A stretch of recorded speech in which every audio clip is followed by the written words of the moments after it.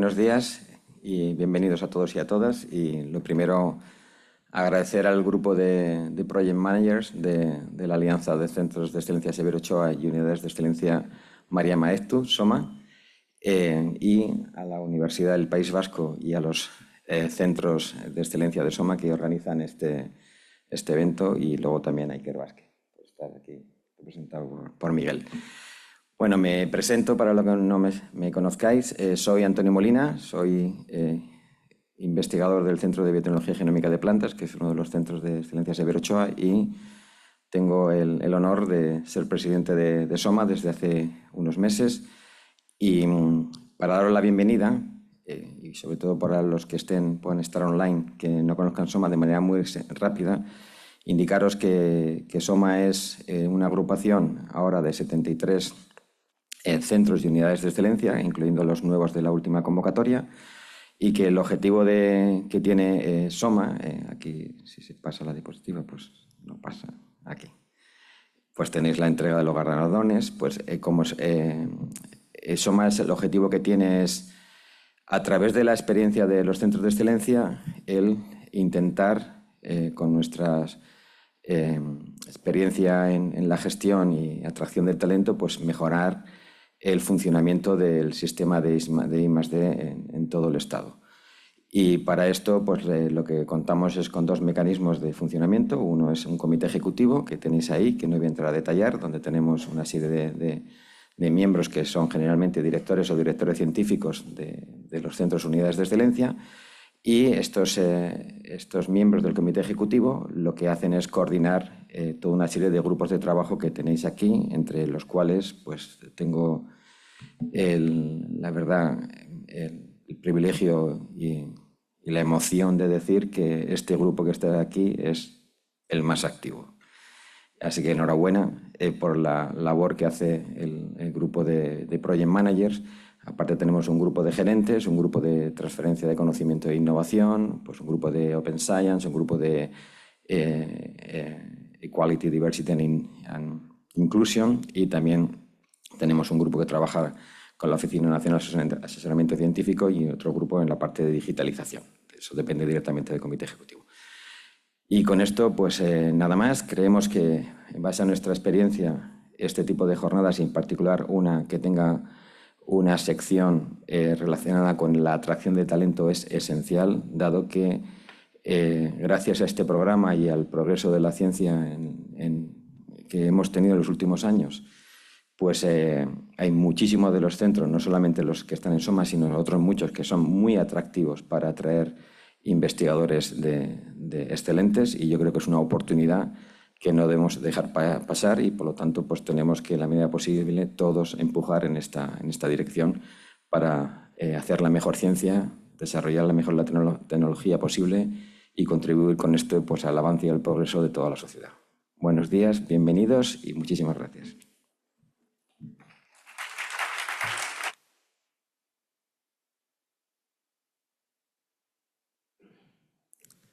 Good morning, everyone. I'm María, I'm Polymath General Manager. It's a really pleasure for all of you to welcome you here to Donostia for the 2025 SOMMa Project Managers Meeting. Today, I'm speaking on behalf of the 4 host institutions: BCBL, Nanogune, Donostia International Physics Center, and Polymath. And we are delighted to have you here. This meeting, I think it's a fantastic opportunity to share experiences and to learn one from another, and to create and foster connections that can shape a more dynamic and a more resilient research ecosystem. In particular, talent attraction is one of the most important pillars for our research centers. And talent attraction is not just welcoming or bringing brilliant minds to our research centers. It's also shaping the kind of environment where our researchers feel they are valued, they are supported, and they are willing to stay. I'm sure today you will really create new collaborations.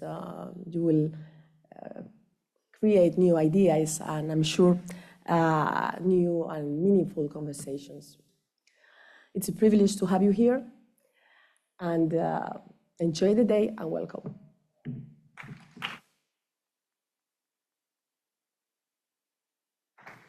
Egun on guztioi. Today we are going to do a multilingual welcome. So I will do in Basque. No, I will pass on to English after that. So eskerrik asko etortzi arren, hemen zaudeten hoi, eta baita ere online konektatuta zaudeten guztioi. Benetan agenda potentia dakagu gaurko, eta nik uste oso egun interesgarria izango dela. I was saying that today we have a whole agenda to go through the talent attraction. And I would like to give a warm welcome to all of you and those who are connected online on behalf of Iker Basque, the Basque Science Foundation, and also on behalf of the 4 host institutions, as Idoia has already said. All these research institutions in the Basque Country are under the umbrella of Iker Basque, so this is why I guess I am here welcoming you. Thank you for coming.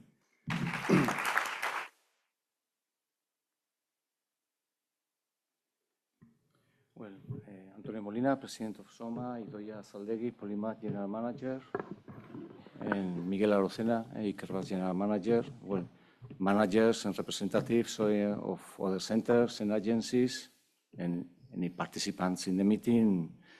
Good morning. Egun on eta ongi etorriak, bertakoei eta kanpotik etorri zaretenei, yes? And thank you to the organizers for putting together this meeting here in San Sebastián, in Donostia. Let me just add how happy I am for this meeting of the SOMMa Excellence Alliance to be held here in the University of the Basque Country. And beyond that, probably goes without saying, but I have to tell how proud I am to have 6 centers belonging to this alliance, if I'm not wrong. The organizers among them, since they have not been mentioned, allow me to mention them. Probably you know all of them, but just as a sign of this proudness, Polymath, BCBL, Signa Nogune, DPC, DIPC, BC3, and BCAM. They are closely linked to our university. Actually, all of them, each one in its way, they are very good example of complementarity and very fruitful collaboration among different sorts of research and academic entities. One kind of collaboration that is perfectly aligned with my aspiration, our aspiration as a rectoral group to consolidate our university as the backbone of the Basque science, technology, and innovation, as the main agent of reference in research, which is individually and collectively connected and engaged to all the rest, forming a system which is very, very healthy and very productive. Well, I'm not going to explain how jealous I am wherever I see the words project managers and realize what it means in terms of support for the researchers in your centers, one that I would like to have in our university, and just let me say that. And well, the program you have for today looks certainly very interesting, but unfortunately I'm not going to be able to attend since I have precisely in a few minutes our monthly meeting of the university's Committee on Research, Development and Innovation, which I have to attend and I have to conduct. So I hope you enjoy the meeting, and I'm sure that it will be very fruitful for all of you. And thank you for having me here.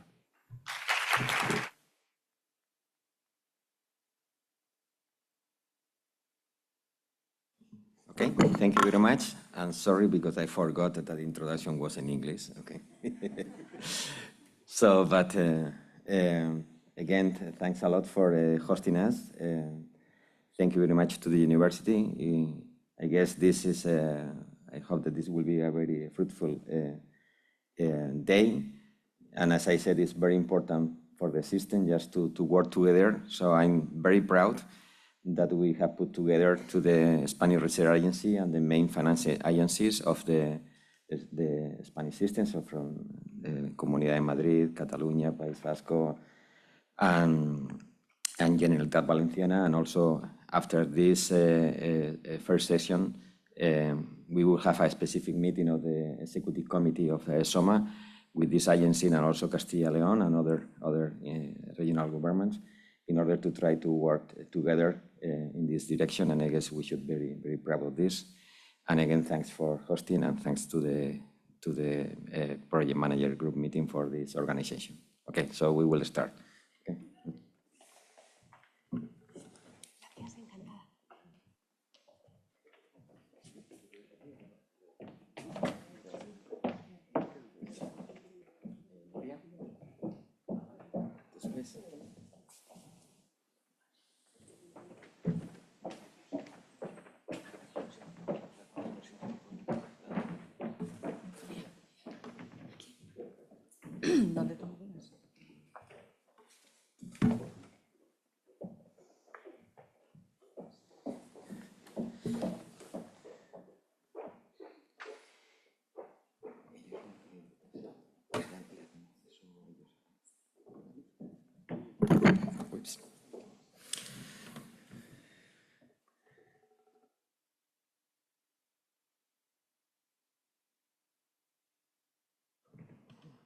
Okay, so we will start the first roundtable. In this roundtable, the idea is that we will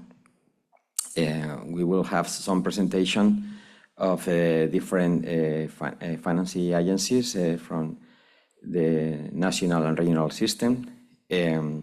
So the idea is that they will present the novelties of the program in 5-7 minutes. And after that, we will have a turn of question and of debate just to clarify some issues or or just to get additional information on some important points that we need. So in this roundtable, we have first to Lourdes Armesto. She is in Madrid in the headquarters of the Spanish Research Agency. And Lourdes will start with the presentation. Thanks, Lourdes, for being here. And after that, we will continue with Nuria Benítez from Cerca, and after with Rafael Sebastián, that is representing the Generalitat Valenciana. And the last one, because it's here in your home, it will be Miguel. Okay. So, Lourdes. Thank you. Thank you, Antonio. ¿Comparto yo o ponéis vosotros la presentación? I guess you have to share.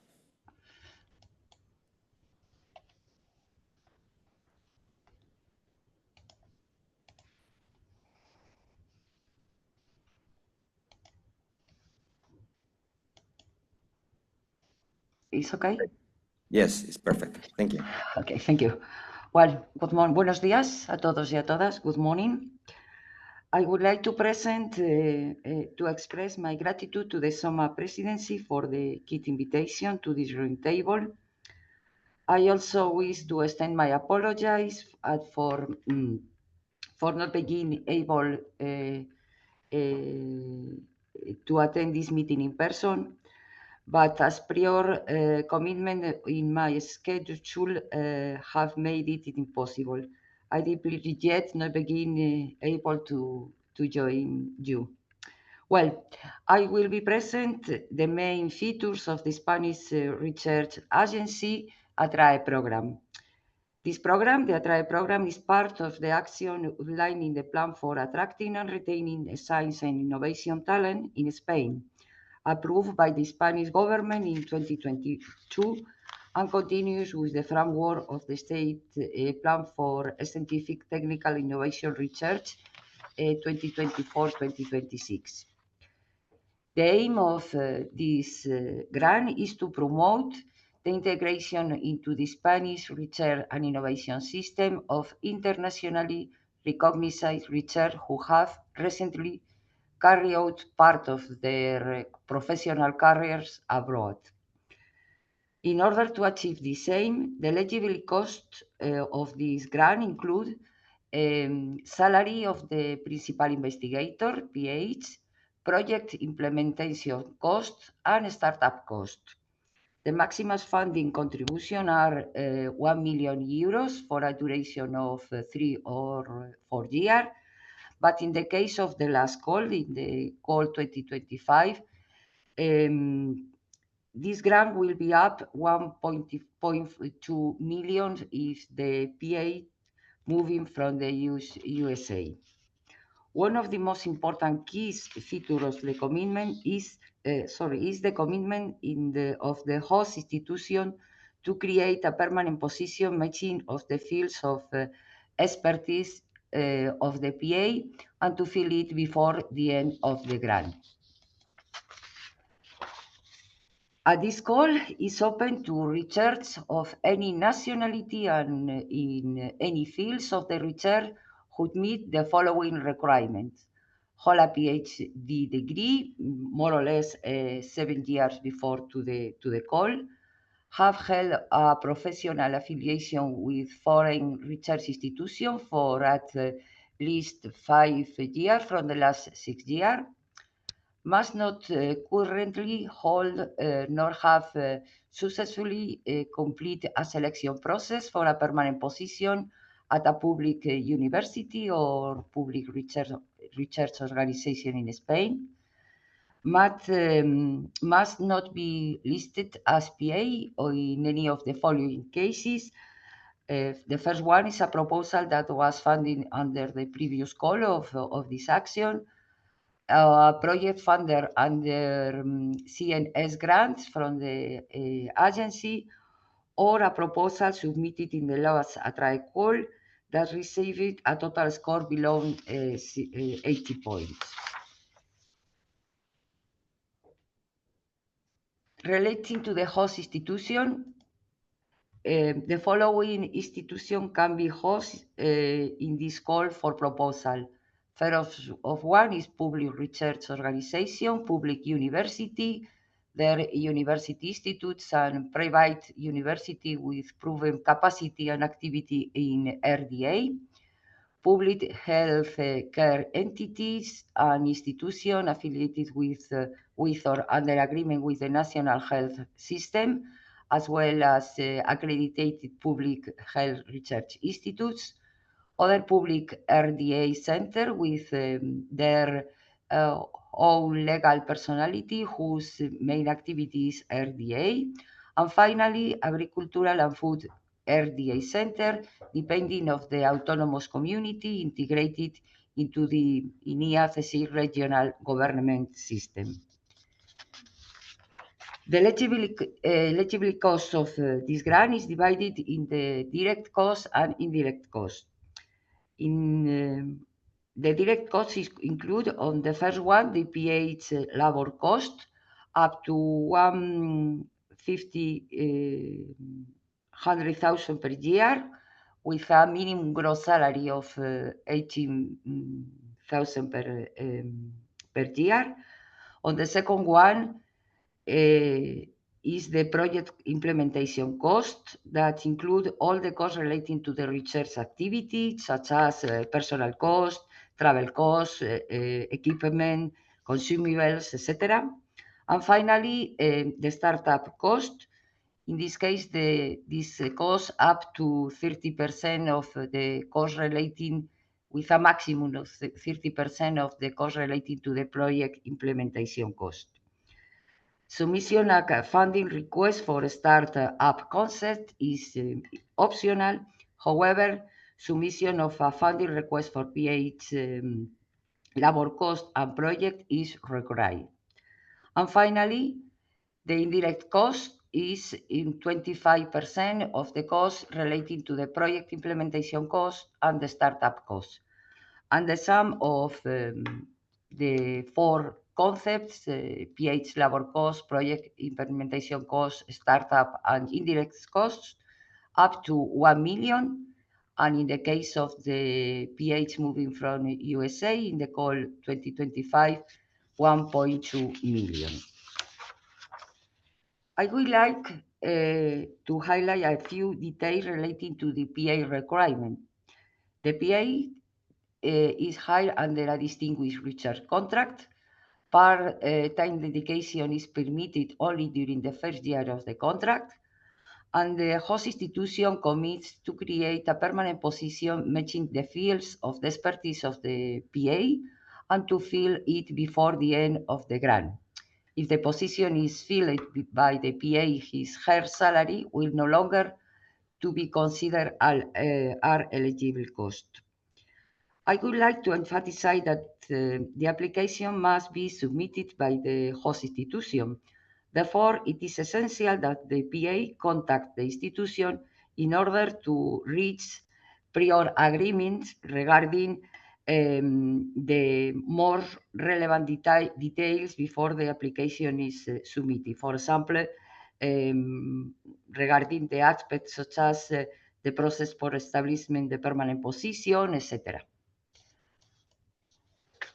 The evaluation process is, the proposal was are evaluated by a scientific committee.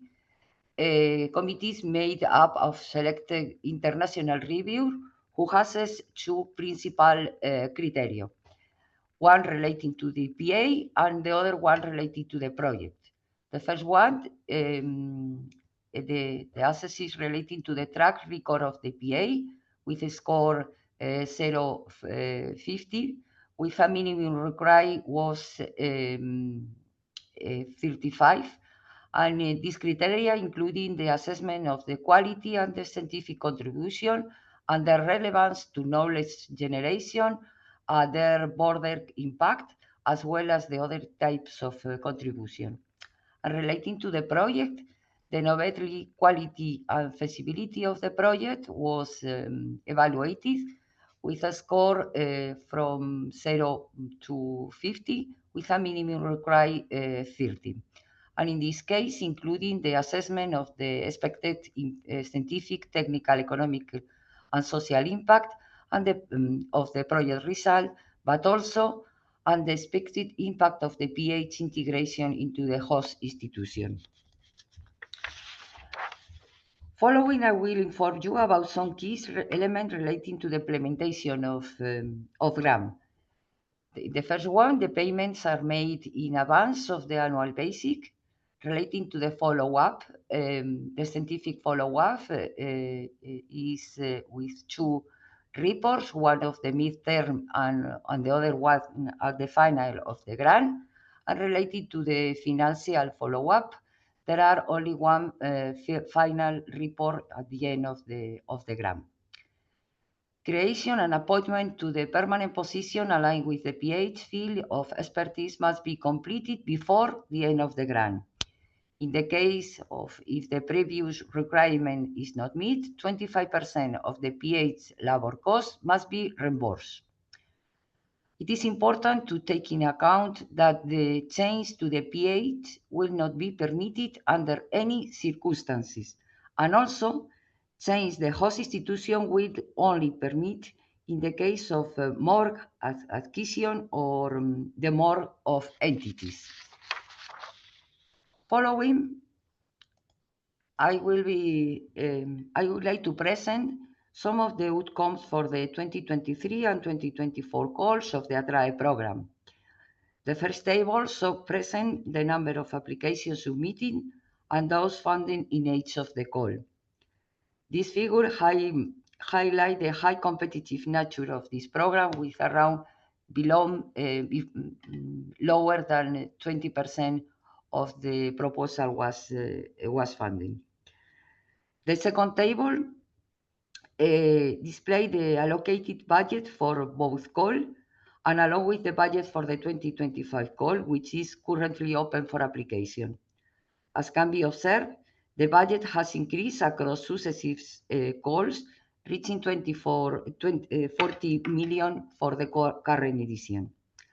I would like to take this opportunity to remind you that the deadline for submitted application to the Atracción 2024-2025 call is June 9.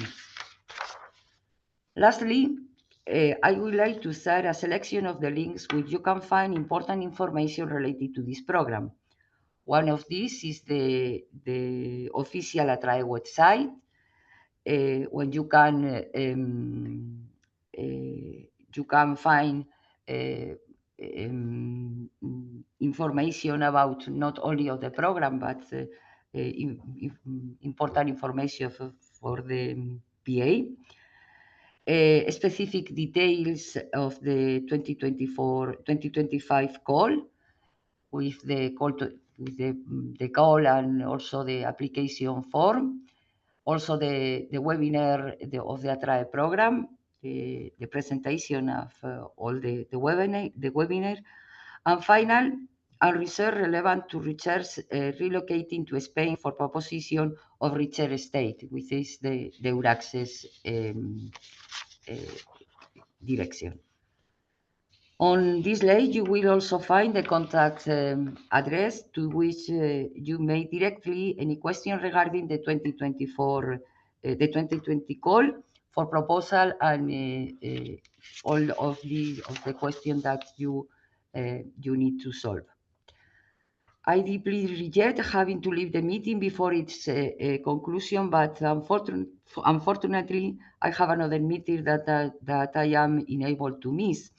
However, should you have any questions regarding this program, please do not hesitate to contact the email address I have provided. I kindly ask for your understanding and apologize for any inconvenience. Thank you for your attention.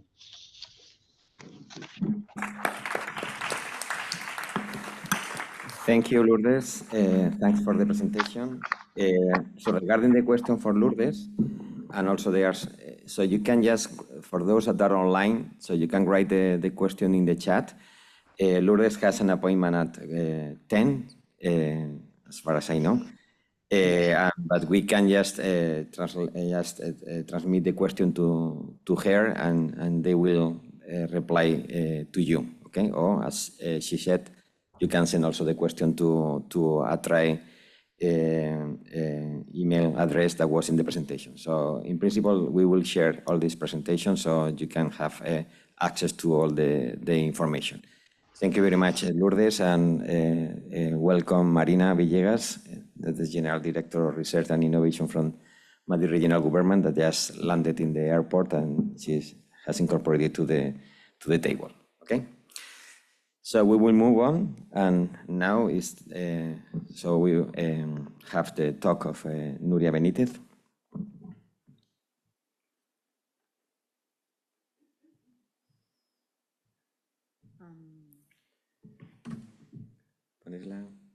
Yes, I think you will share the presentation, isn't it? Yes.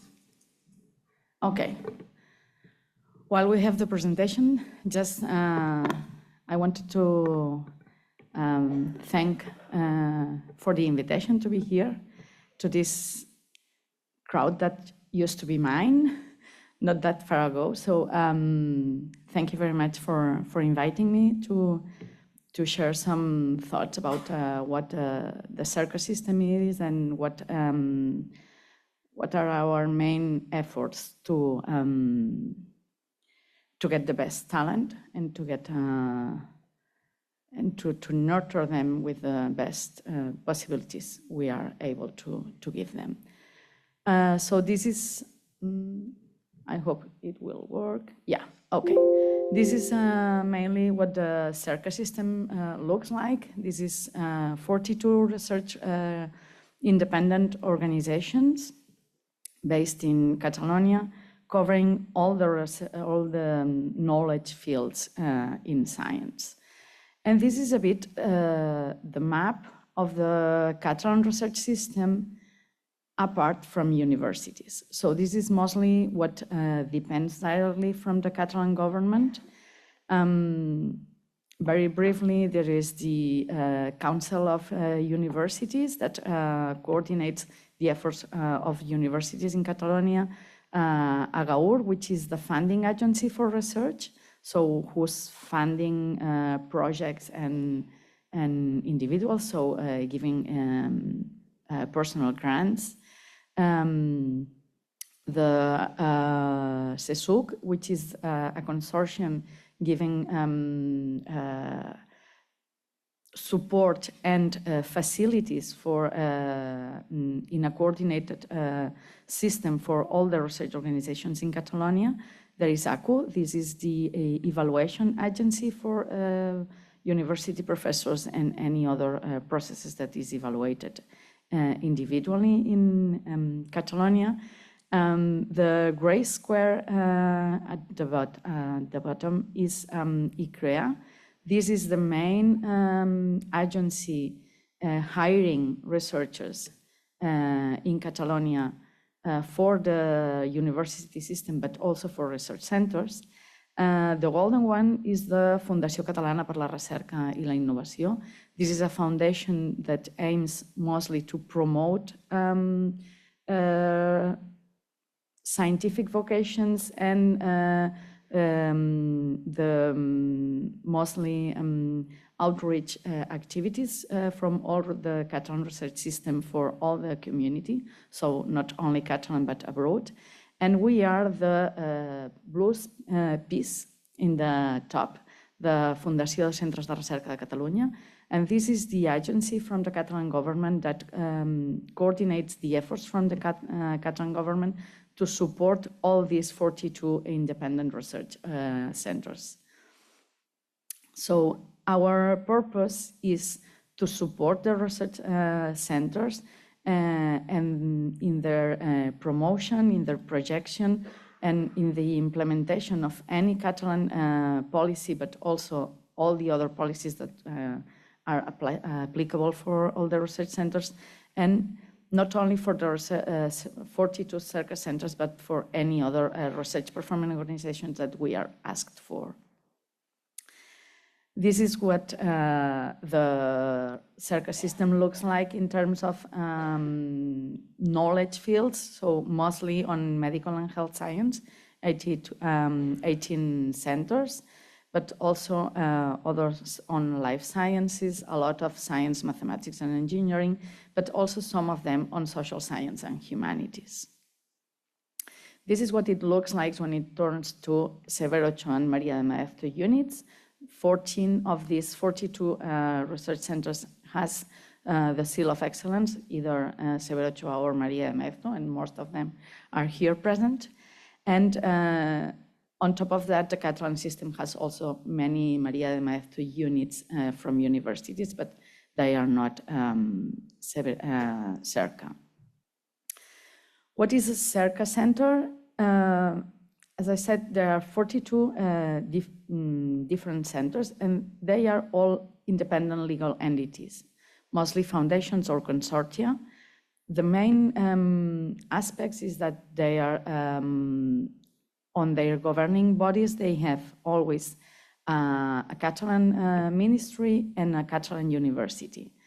We evaluate them every 4 years, and our indicators are quite excellent. So what we do in terms of talent, what the Catalan government has pursued from many decades now is not to fund research directly, but to nurture the Catalan system with the best people, to get the best of them, and to be able to attract abroad money, mostly European money. And this is what the CERCA system is doing also. So the aim is not to fund directly people, but to use the best of the resources we have to get the CERCA system to get the most of grants for to hire people. This is a bit what it looks like to have a career path in Catalonia using competitive grants. So you have here the 4 stadium of the career, the research career path, and how you can get a grant to, where you can get a grant to be funded in any of these moments of your career. What is happening, as you know, you have the Catalan one, so the Joan Oró, Beatriu de Pinós, the ICREA Senior, this is the agency I told you before. The ones from the Spanish ministry that I'm sure Maria will explain us better, but we already had some explanations on the last one, Atracción, and the European ones that you already know quite well. What is happening now? We have the Catalan Talent Bridge, which is some special effort to attract new researchers coming from the US. We will have 18 positions for CERCA centers from this program, 6 every year during 3 years.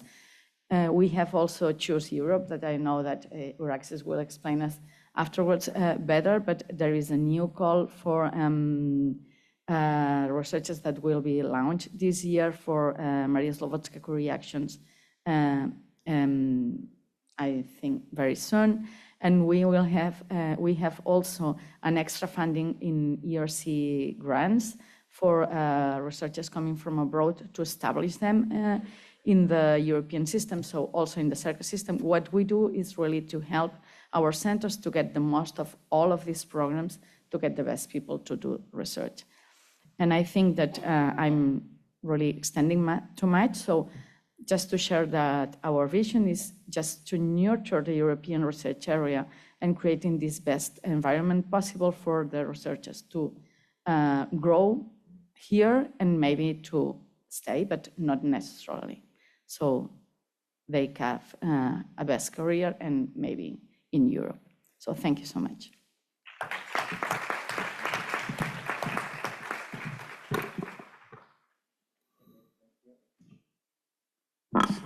Thank you. So there are already some questions in the chat. So in the case of Lourdes, since you have to leave in a while, so you want to reply in the chat, this is one of the options. So thank you, Nuria, and we will move. So Miguel, you don't mind to be the last one, or okay? Yes, okay. So next will be. The next presentation will be from Marina Villegas, the General Director of Research and Innovation from Comunidad de Madrid. So, and I guess the presentation, so you can just... Thank you, Antonio. I will wait for... Gracias. Present. Okay. Yes. Well, I can pass the first one. No. Okay.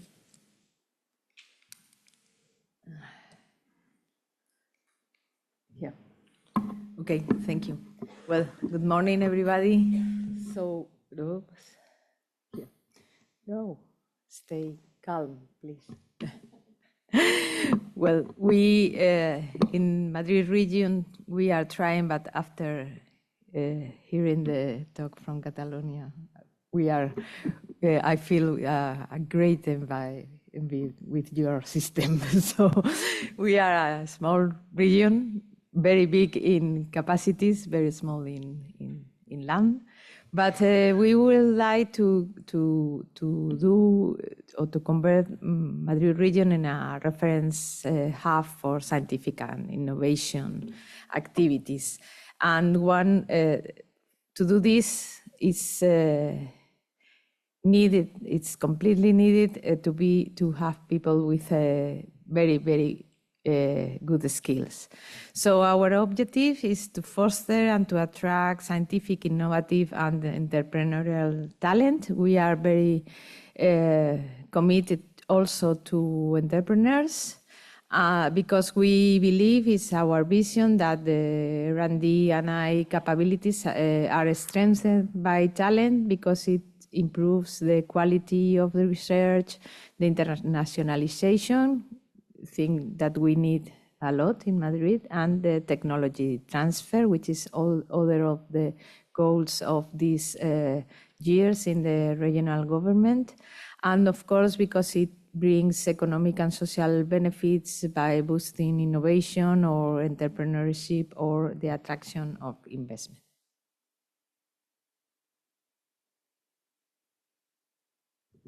The system, Madrid, as I said, is small in land, but it's very big in players. We have very good knowledge players, universities, our regional scientific centers.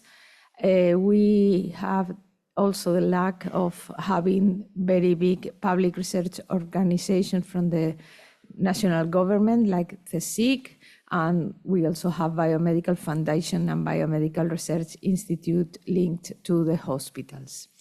We have also a big infrastructure about knowledge transfer. We have those big infrastructures. We have a network of laboratories which is certified by us. We have the responsibility of managing the connection, the connection of the centers with Red Madrid, which is part of Red Iris, and Madrid Indian software is the responsible for maintaining it and to implement it. This network, which connects all the regional centers, but also the national centers in Madrid. We have the Madroño Consortium, which is a consortium of 5 public universities and other entities to share or to have repositories and open access and open science, basically, and of course the knowledge transfer offices. We have liaison entities, we call in that way, as the parks, the business and industry organizations or associations, and the clusters. And of course, we have very big companies in relevant sectors, mainly aerospace. We have the Southern Europe hub of aerospace, aviation, and defense industry. About the 80% of the companies are in Madrid. We have engineering, automotive, materials, energy, biomedical, ICT, etc. These are the regional ecosystem, it's not the national ecosystem. We have 6 public universities with the biggest one, which is Complutense. We have, I think, 12 private universities, and we have 7 INDEA, our regional centers of research. One of them now is SOMMa, is María de Maeztu, sorry, it's in the software which has been awarded in the last days. Sadly, and we have also a Severo Ochoa Center, which is in the nanociencia, and sadly, Indea Energía has left the accreditation, but we are sure they are going to be again in the cream. Okay, so only two slides to tell you about our policies and funding attracting talent. This is our call to attract talent. It's called Talento César Nombela, as you know, and it's for attracting talent that has been abroad at least 2 years in the last 5. So they have to do a postdoc outside, and I haven't brought the characteristics of the call because it's the 3rd year, but I have bring the changes in the call which are important for us. The budget this year is going to be 22 million euros. It's going to the additional funding, it's now 220,000 euros instead of 200,000 euros. We have raised a little bit the additional funding. I forgot to put a very important thing here. I realize now that we are going to raise the co-finance to trying that the entities don't have to fund the hiring contract. So we are going to pay in the first 3 years 60,000 euros instead of 40. So it's a big raise. And we are opening the contracting models because in the previous calls, the contract should be the contract from Article 22 of the Law of Science, but now we have opened it to any type of contract. We have included the obligation to submit at least one proposal to any of the ARC calls for the beneficiaries. And okay, this is a change that should be done before, but not that it's the investment are not associated to the calendars or to the payment calendar. Another important thing that was a requirement from the scientific community is that the additional funding doesn't finish with the contract. So if the researcher is stabilized in the same institution, he or she can keep the additional funding until the 5 years that it's the normal duration of the contract. And the other slide is our new goal, which is for excellent talent. You all know ICREA, so I'm not going to take a lot of time with this call. Our ICREA call is it's Madrid Gabriela Monreale. It's a very important researcher for Spain, although she was Italian, but she did all his work in Madrid, in the Biomedical Institute, that now is called also Sols Monreale. And she, if you don't know who is she fought for the introduction of iodized salt in Spain to prevent goiter, and more importantly, introduce the heel prick test for the babies and the importance of the maternal thyroid hormones in the brain development. Why Gabriela Monreale? Because we think that she do a lot of knowledge transfer. And as I said, we are for us it's very important, the knowledge transfer. So we think that her name is representing very good our interest. This will be like or similar to the other calls in other regions. It's a stable recruitment for researchers, with the only criteria of excellence. So we can change our system with them, with their impact. And the thing that we are including is that these researchers will have a fast track to our knowledge transfer policies to incubators, accelerators, so on. So they will have easier paths to do technology or scientific transfer in Madrid. And that's all. Thank you very much.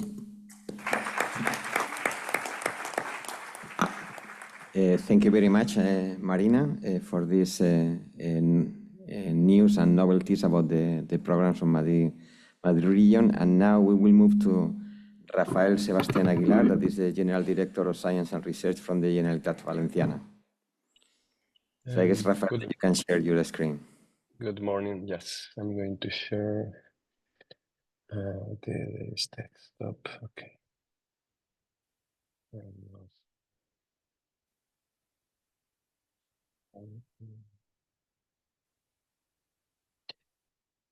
Okay, I think you can see it right, bro?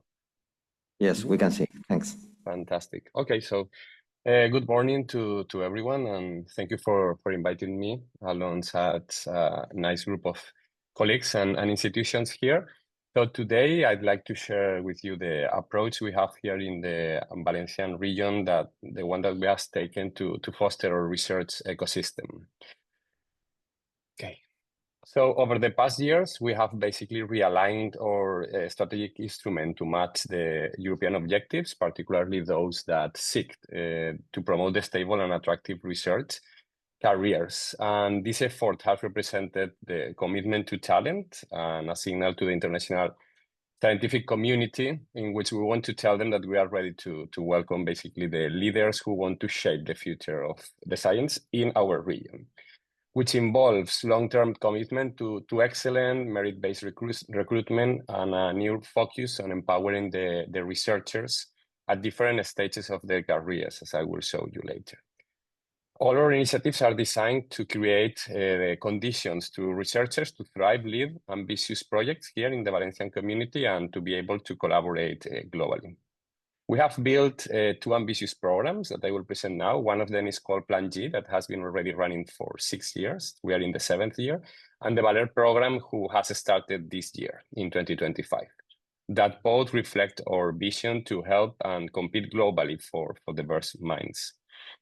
So we are going now to walk through the core elements of these 2 programs and the lessons we have learning from one of them, which is the Plan G.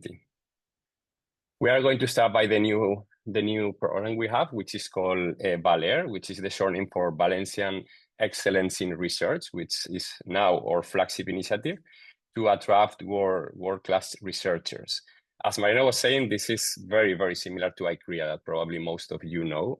We have been collaborating very closely with the ICREA program to develop this program, learning from things that they consider could be improved and at the current stage where they are. So we are skipping some problems that we could face in the future. This program is open to senior scientists who have demonstrated outstanding achievements and scientific leadership and who are in the expansion phase of their academic careers. We are seeking for individuals who are in the expansion phase and also who are not only excellent in their fields, but also capable of building research teams, securing competitive funding, and contributing to the international visibility of their host institutions. So each applicant must be linked to a public or non-profit research organization in the Valencian community when he lands here through an expression of interest, which means that every candidate has to contact first one of the potential 12 institutions that can host them. This program is co-founded by the regional government and the Valencian International University, with which we have a foundation that I'll show later, which basically is funding up to 10 million euros now in the starting phase. We have launched the first call this year. The 2025 call of Valer is offering 5 permanent positions distributed across rotating thematic areas. In that sense, we are also doing similar than ICREA. This year's edition is targeting experimental science and mathematics and engineering. And next year's we will have life and health science, social and behavioral science, and humanities. All those applications have to be supported by expressions of interest, and there is a list of 12 different institutions that include or 5 public universities, some institutions that are non-profit, and some foundations here in Comunitat Valenciana, which are focused on research. The conditions are the following. We have contracts for this distinguished researcher. These contracts are in line with the science law at the Spanish level. Salaries that are offered to the researchers are full professor salaries, plus all the complements. Here we call them in Spanish the trienios, quinquenios, and sexenios, that they could have got if they were in the Spanish system from the beginning of their career. So this is already negotiated with each of the candidates after the evaluation process, and they have to accept the conditions. So depending on their expertise or seniority, there is a specific salary that is negotiated, which is often. There is a startup funding of 150,000 euros in order to start, plus a moving allowance if you come from abroad, which is going to be basically in all cases of 5,000 euros. The salary is negotiated, so there is a negotiation every 3 years in which the salary, if some objectives are met, it's already increased. And for that, we have used the same scales that the ICREA system has created, which we consider are very good established. So the idea is to provide the ecosystem when they have the stability, and then when researchers can focus on building excellence without unnecessary administrative burdens. Here I want to show you some of the results of this first call that closed a few months ago. We have got in the two areas that we offer 18 applications for engineering and 55% in material science. There is a clear gender bias, as you can see, in both areas. Most probably, in next year, the bias is reduced or even inverted because of the fields, but this is what we got this year. As we expected, the origin of the calls was in the majority from the United States. So 4 from the United States, 3 for the United Kingdom, Spain and Holland for engineering, and for experimental science and mathematics, the results were pretty similar. But of course, nationalities didn't match that exactly, since many Spanish people were abroad. And we have 19% of the applications were from Spanish people abroad, and after that, other countries, Europe and India and the United States as well. 12 different institutions presented expression of interest. The one who presented the most was University of Valencia, and after that, Universidad Politécnica of Valencia, and the CSIC also presented up to 10% of the applications. With regard to our second program, which we call the GNT program, that now we have upgraded to the plan GNT 2, because it included now 3 different new modalities of contracts.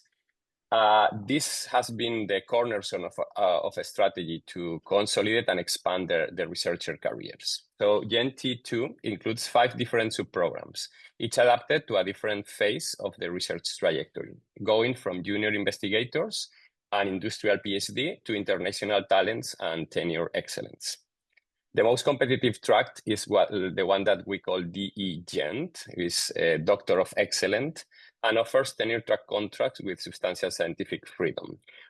Both DE-GENT and A-GENT that you see in red and orange offer 4 + 2 year contracts.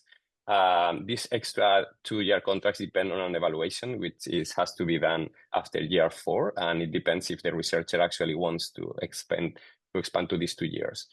This year, we included the tenure track support, which means that if at any time during this contract you are stabilized because you get a contract in a university or in CSIC or in a research center, then you can keep all your funding up to the end of the 6th year, except for, of course, the hiring associated. The research funding for each of these contracts has been 150,000 euros every year during the 6 years. Which means that if we sum up the contract plus the additional research fund, a DE-GENT researcher gets up to 1.3 million euros during their contract. Most of the contracts are for research, but we have included 2 for innovation, which are now tech transfer contracts. One for doing PhD industrial PhDs, and another one for a postdoc who has been already a few years outside Spain and want to return, but to work with a company, which means that we require that an agreement with a company in which they are going to be doing research together with a research group in one of the institutions, in one of the research institutions. So they have to hire that agreement in order to start this contract, which is a postdoc contract for tech transfer. And just to summarize this plan, which started in 2018, now we have already active 212 multi-year contracts with the 3 main modalities, since the new ones are going to start this year. The investment so far has been 52 million euros, and it's increasing since we have more and more researchers hired under these contracts. We have already the stabilization of the top profiles. In general, the DE-GENT in 2024, we got 32 stabilizations. So now every year we are getting all these researchers stabilized in different universities. And the current budget for this year is 21 million euros, which is from the budget for talent attraction and projects is already 21% of the budget we have here in the general direction of science, as you can be, is more or less increasing linearly over the last years. And yeah, with this, I think I finished my intervention. Thank you. Thank you. And we will move to the last presentation that will be done by Miguel Arocena, the General Manager of Iker Basque. So.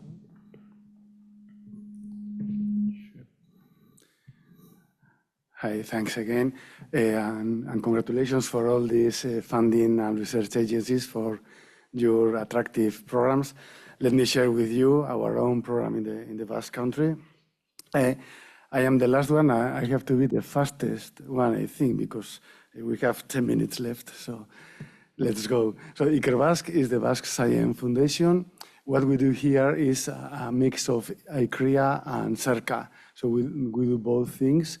We attract talent, but also we try to manage and cover all the needs of the Basque research institutions.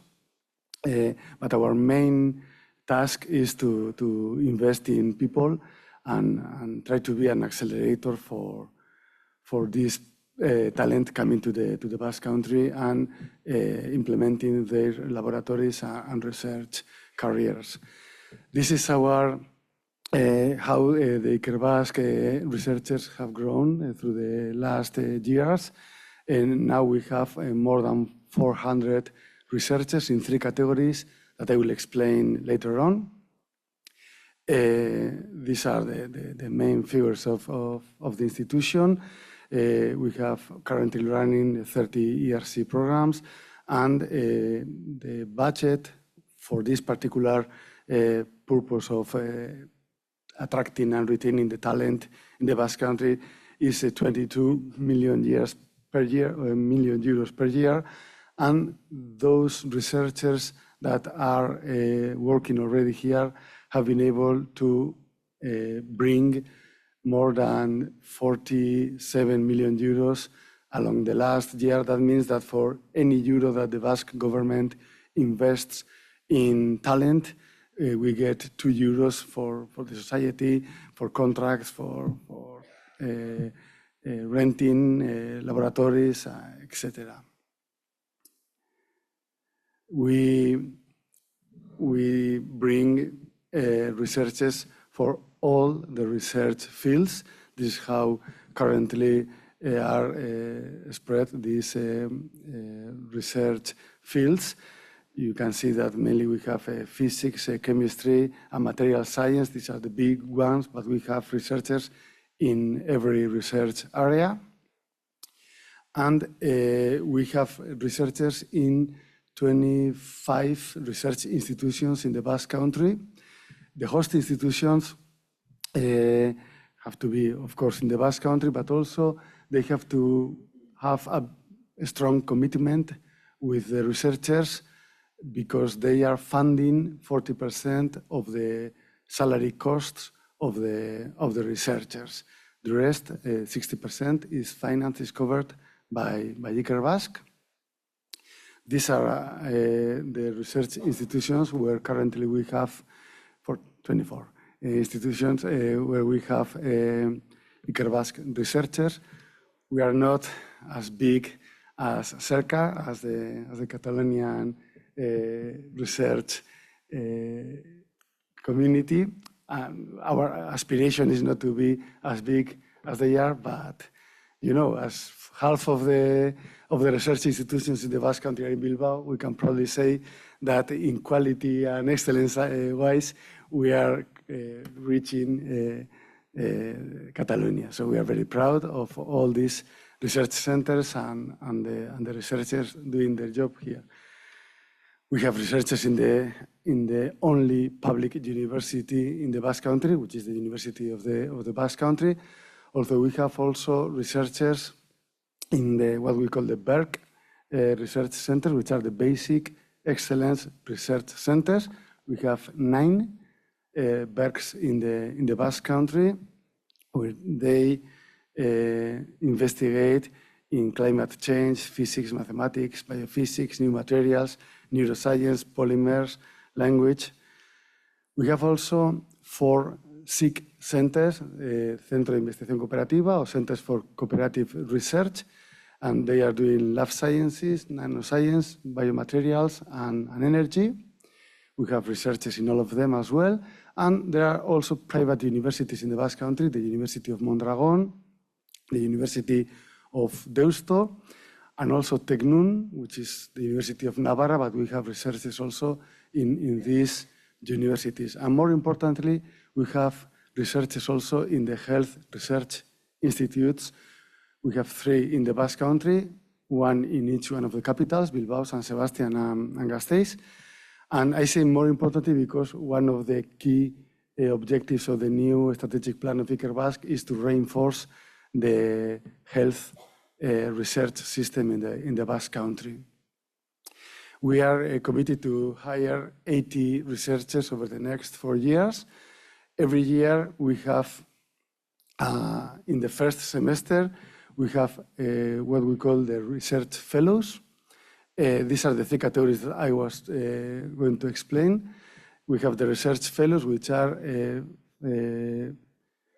postdoctoral researchers in their not first but second stage of their career. They have to have 2 to 8 years of postdoctoral experience, and they have temporary contracts of 5 years, but they have an evaluation of their performance at the end of the 4th year, and they can get a permanent position if the evaluation is positive. 85% of the evaluations are positive, so this is a very good path to get into the permanent or consolidate your research career. In the second semester of every year, we have the permanent positions call. We have opened this call this week. We are looking for 10 experienced researchers, and they can come as what we call associate professor or full professor. More or less, in each one of these calls, we receive 100 candidates. So we are now selecting the 15 fellows. We will have the evaluation committee next week, or in a couple of weeks. And the permanent positions, we are looking for 10. But there is also another way to come to the Basque system with a permanent contract, which is the ERC fast track. So any researcher who has obtained an ERC grant can come directly to the Basque system with a permanent contract, fully funded by Iker Basque during the first years. So this is our research career promotion. You can see the 3 steps: research fellow, research associate professor, and research professor. They have every 3 years an external evaluation, and they can get salary promotions and category promotions as well.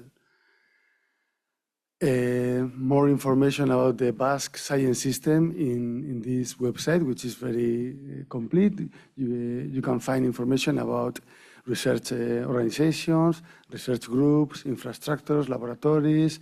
Everything is in this website, which is up to date constantly. And that's it. I have been fast enough, I think.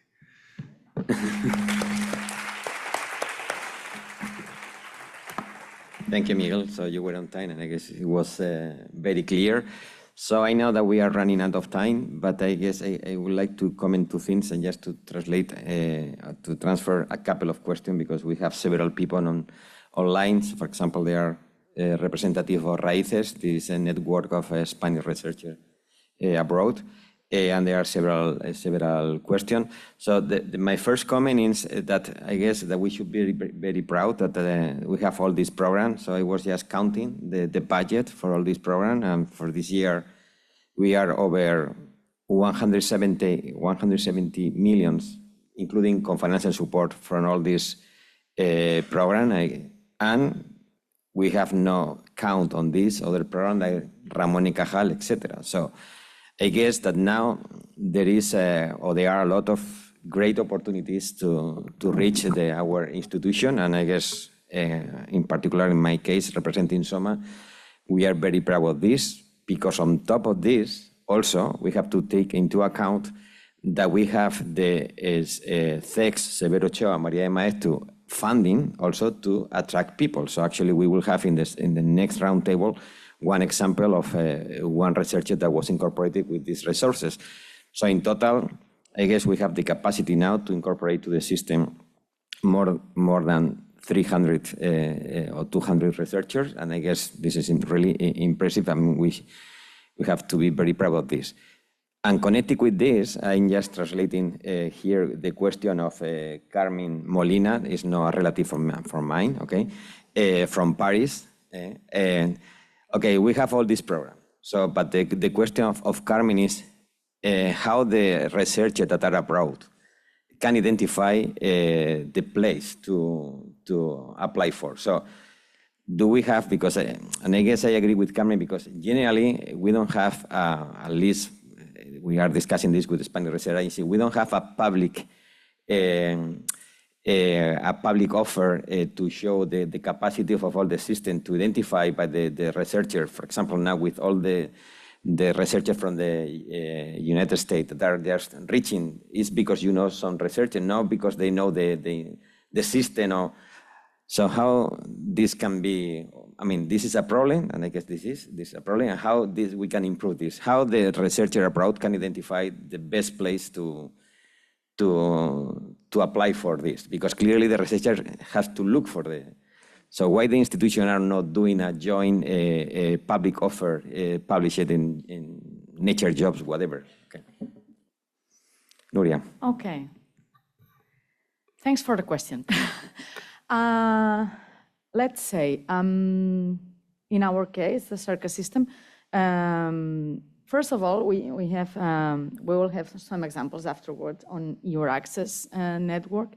This is really the tool that the European Commission built to do that, to have a common place where to look for positions offered for any research organization in Europe, for people coming from abroad or not, so whatever it is.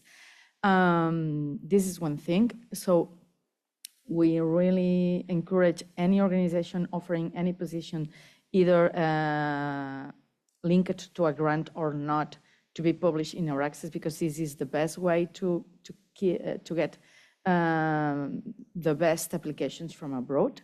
And I didn't read everything, but we have a very good percentage of foreign PhD students, for example.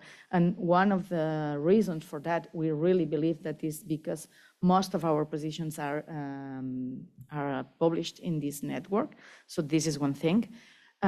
In our specific case, CERCA, we are working to have sort of jobs positions in our website. So any position offered by research centers can be published there too. But I really think that we didn't came to work that way, to have this crowd of project managers from different organizations working that way like this. This is just because this is how the scientific community works. And I really think that any researcher, they really know their field, and they really know the organizations abroad that work on their field. So I really just would say that they should look for their field in our country, in our regions, and look for the centers that are doing a good job in their field. And then just as for, I don't know, for example, we all talked about any of these positions that are open, either ICREA or Iker Basque or Gabriele or whatever. You need to combine both things. So the applicant with their project and whatever, and the host institution must support this. Contact your peers in their organization. They will be very happy to host you, to invite you to apply for those positions jointly. And that's it. You have your network. You know who's good on what you do. So just look for them and ask them to support your application. But they will do. They will support you. Okay. Any further comments? I completely agree. I think that most of the people coming here knows the Basque science system through their own network, meeting in conferences or collaborating in different projects. And of course, we have different tools. One I have already shown, this website, but also we publish in your access 100% of our calls. And so if someone needs some information, any kind of information from the Basque science system, it can be easily reached by the different websites that we have public. Okay, thank you. So it's clear that you are interested in yes, you have to check your access, also to talk with your peers. Also, I recommend you just to check the SOMMa web page, because there are a group of centers and units that are clearly very good. And there are several additional questions, but we can now just we can start to discuss about this question. But regarding the stabilization, the Spanish system as a tenure track, etc. So maybe since we have now 4 experience of researchers that go through this program, so we can just have the opportunity to ask them about their own experience. So thank you very much to all the participants, and we are moving to the next roundtable that will be led by Esther Sanchez, that is new Public Relationship and Communication Manager of SOMMa. Thank you.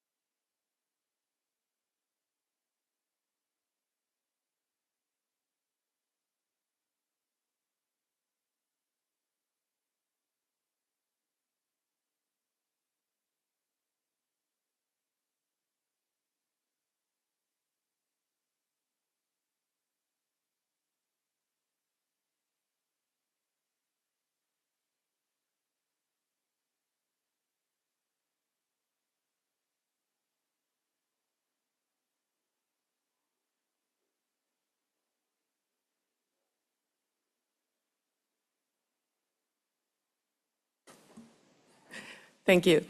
Egunon, buenos días. Good morning, everyone. My name is Esther. As Antonio said, I am the Communications and Public Relations Officer at SOMMa. It's a pleasure and an honor to be here with all of you today. Welcome to this roundtable session titled Talent Attraction Programs, the Experience of Researchers. We have already heard the agency's talk, and now we are joined by 4, in person only 1, but they will be here, by 4 researchers who have participated in different talent programs across Spain. They will share their personal and professional journeys, what worked, what could be improved, and how these programs have shaped their careers, and also, I wish, some constructive criticism. We are running a bit late, so I will introduce the first speakers, who is Tamara Vázquez from IFAE, the High Energy Physics Institute, joined through the Atracción program founded by the IAE, the Spanish research agency. Good morning, Tamara. Good morning.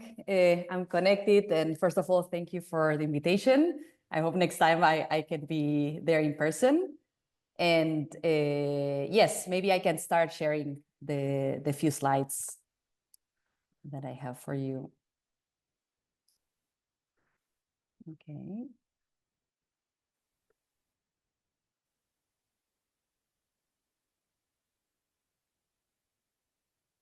Okay, there you go. Hopefully you can see the slides. Okay, I will proceed. So just a few slides to introduce myself. As it was already mentioned, I've come back now to Spain. I actually studied physics. I did my university diploma degree in physics at the University of La Laguna in Tenerife. But then, as you see, life took me abroad in a long trajectory where, as an experimental particle physicist, this is quite common because I'm a member of the Atlas collaboration at the Large Hadron Collider at CERN. The Atlas collaboration, as I will mention then later, has around 6,000 members, and this is quite impressive, but I think it's also the trend in science, in experimental science, of gathering these collaborations to achieve the amazing experiments and basically be at the edge of knowledge. So as you can imagine, being at CERN was key, and actually my previous employments were precisely there. I was a research physicist at CERN in Geneva, Switzerland. Before that, I was a research fellow, and before that, I was working with the university in Canada, McGill. I did my PhD in Germany at the University of Göttingen. And as I said, I studied all in La Laguna, where I also got the Premio Nacional Fin de Carrera of my year. So yes, I'm extremely happy to have be given the opportunity to return to Spain now with IFAE. And yes, I would like to talk to you a bit, first of all, to give you a sense of my proposal very briefly, but then also my experience and why I think Atrae really has the ingredients to attract the excellent talent outside and do excellent work. So my project, it's called the topology of new physics, from precision measurements to flavor searches, as I said, with the Institut de Física de Altas Energías in Barcelona. And the main research question, even if you don't know anything about particle physics, is that I want to precisely discover, this is our aim, what lies beyond what we know, which is the standard model of particle physics, and whether this new physics has some specific flavor structure. And when I mean flavor structure, you see here the different constituents of matter, the quarks and the leptons, and the types of these particles you see are ordered in different generations, higher masses as you go to the right-hand side. And my special interest is on this third generation of particles, which have the highest masses, and therefore it might be connected to where new physics lies. So the plan that I proposed in my Atrae application had 3 different working packages. The 2 main ones are on what we call the physics analysis. So we have these collisions of protons at the LHC, and then we want to analyze them and understand what nature has prepared for us. And so I actively search for this new physics coupled to the 3rd generation fermions, but I also try to increase the precision of measurements of processes that we know exist in a standard model, but are very rare, involving the top quark, which is the heaviest elementary particle. Also, part of my plan is to prepare for the future, because as you see here at the bottom, we've started in 2011, but the machine will continue running up to 2041. So it's a really long-term planning. And therefore, it's crucial that while I'm analyzing the current data, I'm also making crucial contributions to what is going to be the detector used for the high luminosity LHC, which is this last period that, as we said, will run until 2041. So this is maybe the key here for the discussion, what Atrae will enable. And I mentioned again that Atlas collaboration has 6,000 members. We are coming from around 170 plus institutions from 40 countries, many doctoral students. So this gives you a sense that in order to have a strong impact as a PI on the physics program of this collaboration that is gigantic, and on the future technologies that will be used by the detector, it's really mandatory to have a sufficient critical mass in the working team. So I want to highlight here that Atrae allows to not only attract, so I put here a bit quoting the convocatoria, but also to provide a competitive working framework where the PI and their team can excel. And this I find really crucial, that it's not only me, the PI, that it's attracted, but that this grant comes along with support, financial support, to have a team. In my case, for example, my project needed 2 PhD students and a postdoc, and all of them can also profit from the synergies of the various physics analysis and the detector work that I have planned. And yes, as I said, in order to have impact in the collaboration, which is actually on itself a hierarchy, so there are also different type of leadership positions, the real only realistic way to do this is with a big enough working team. Also, Atrae allows you, for example, the possibility for me and for also my students and postdocs to attend conferences, school workshops. In my case, it's also important research stays at CERN because it's important for the visibility of early career scientists. And also we need to contribute to the actual operation of the experiment. So we have to go there in person and in the control room, help out in the operation. And it was difficult to come up with, at the moment, maybe constructive feedback.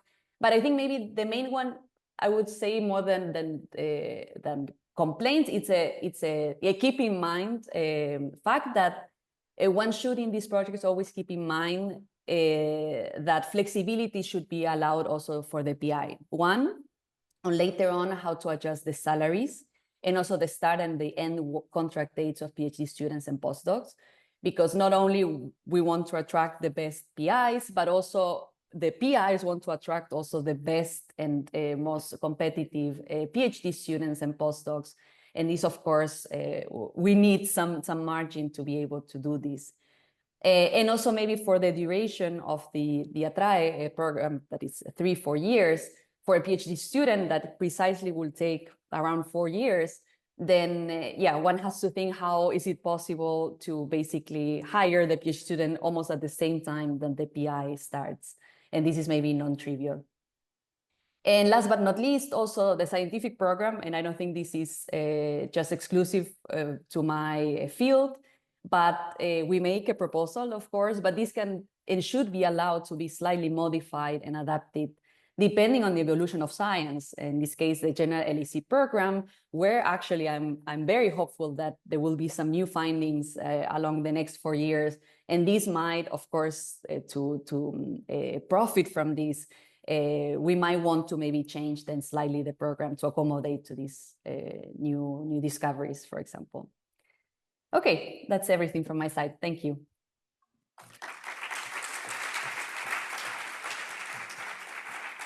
Thank you very much, Tamara. I'm very glad that you added some things to keep in mind. The next experience that we're going to hear about is the one of Krzysztof Łapnik from CBGP, the Plant Biotechnology and Genomics Center.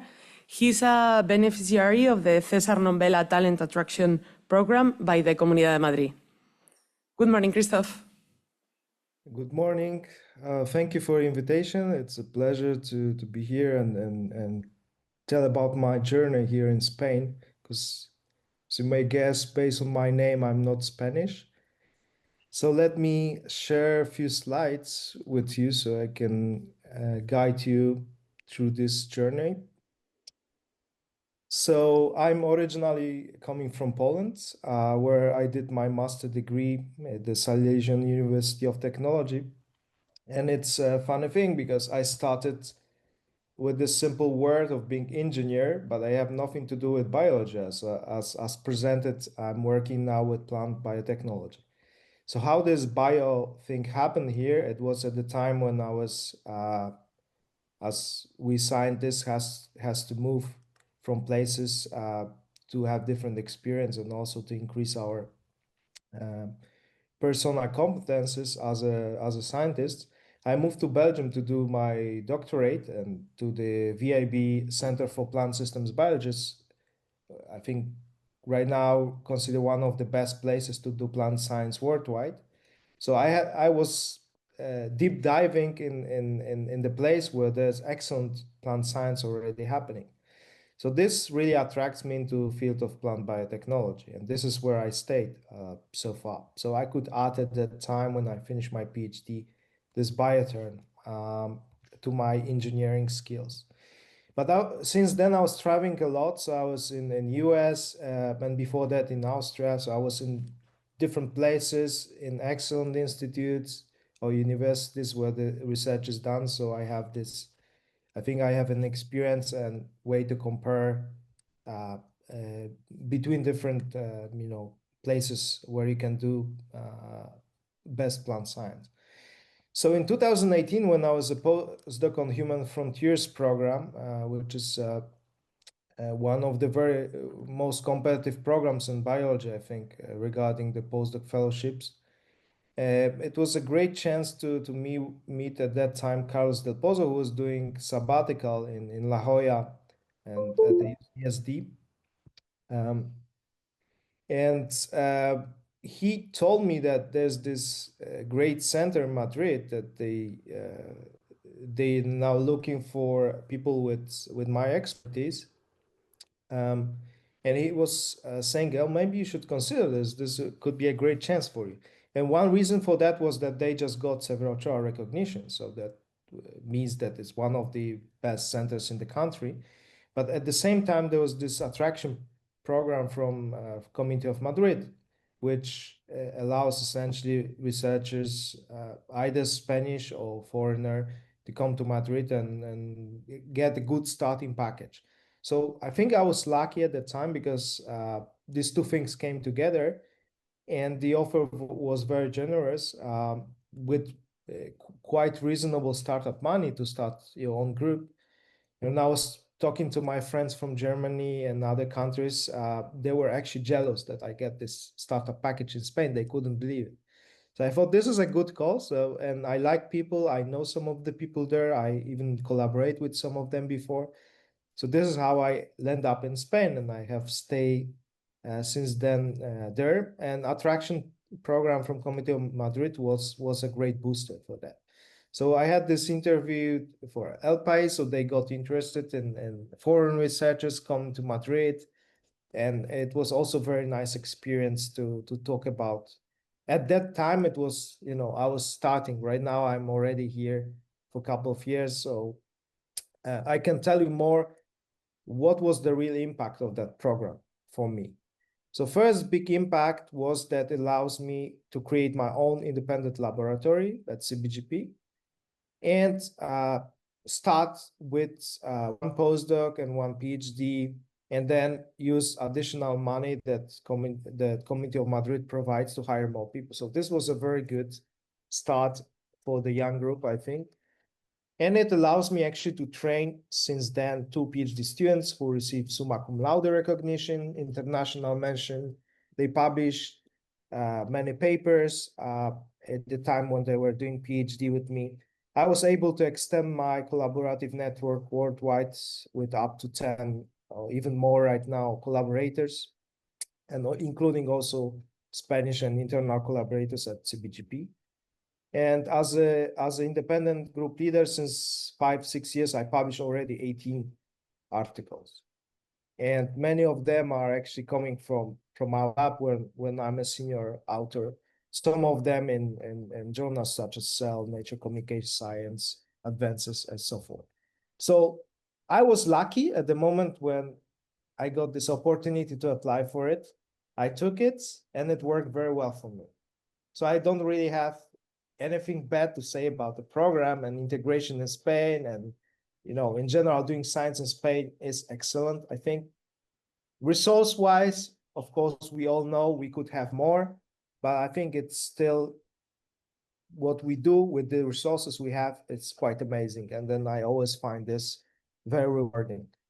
So the only thing I would really change in the program is to be more flexible. So this, I will agree with Tamara. So some of the resources or the budget could be more flexible in doing the evolution of the project, because sometimes you need to hire somebody specific And if you move some money from equipment to personnel, this was already a bit tricky. Okay, so I would suggest to be more flexible, perhaps like the European Council does, of course, if duly justified, but there should be more flexibility in moving the resources between personnel, consumables, equipment, and stuff like that. So thanks for listening to me, and I'm happy to answer your questions.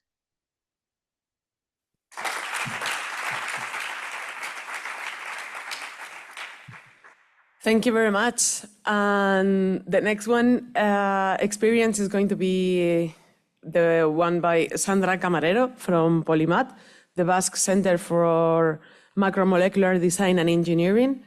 Is affiliated with Emma Kicker, I'm not sure if I pronounced it all right, and a Basque initiative, and also supported by Iker Basque. Thank you, Sandra. Thank you.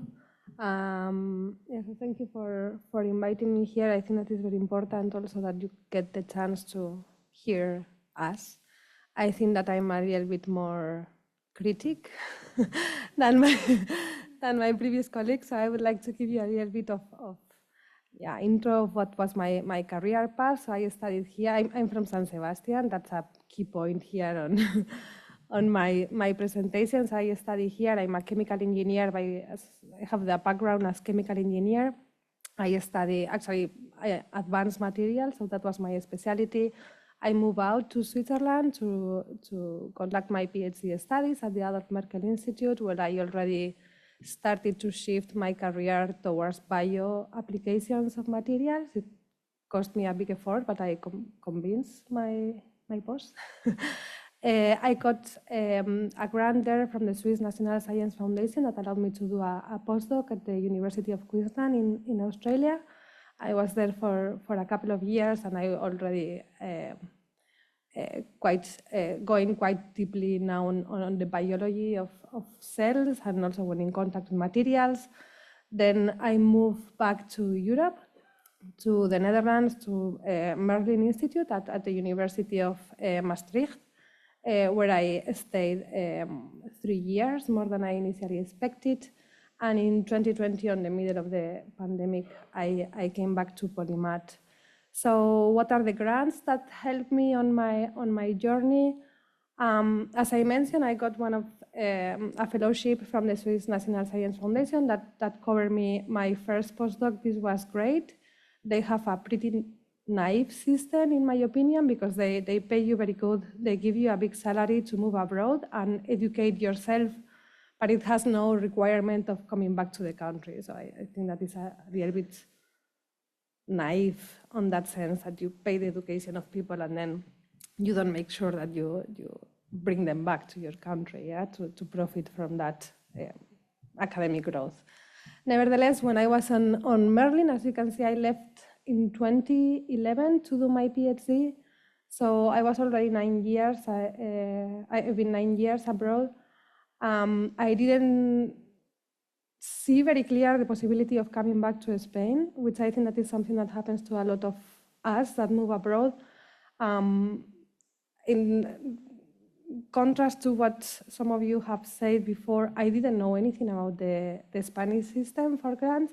I am Basque. I didn't know about Iker Basque. I didn't know about TICREA, and I didn't know how the Spanish system works. When we are abroad, we look at the whole world and we look at the best options.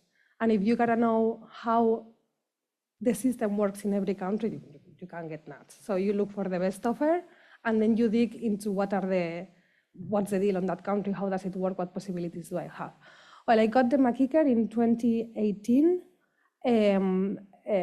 I tried to postpone it a bit because I have a lot of things ongoing at Merlin Institute. And straight away, I got a Marie Curie fellowship. So when I moved in 2020 to San Sebastián, I had the McKicker and the Marie Curie on hand. I moved on April, in theory, so I was working remote because I wasn't allowed into the country. And then on September, I got the Iker Basque.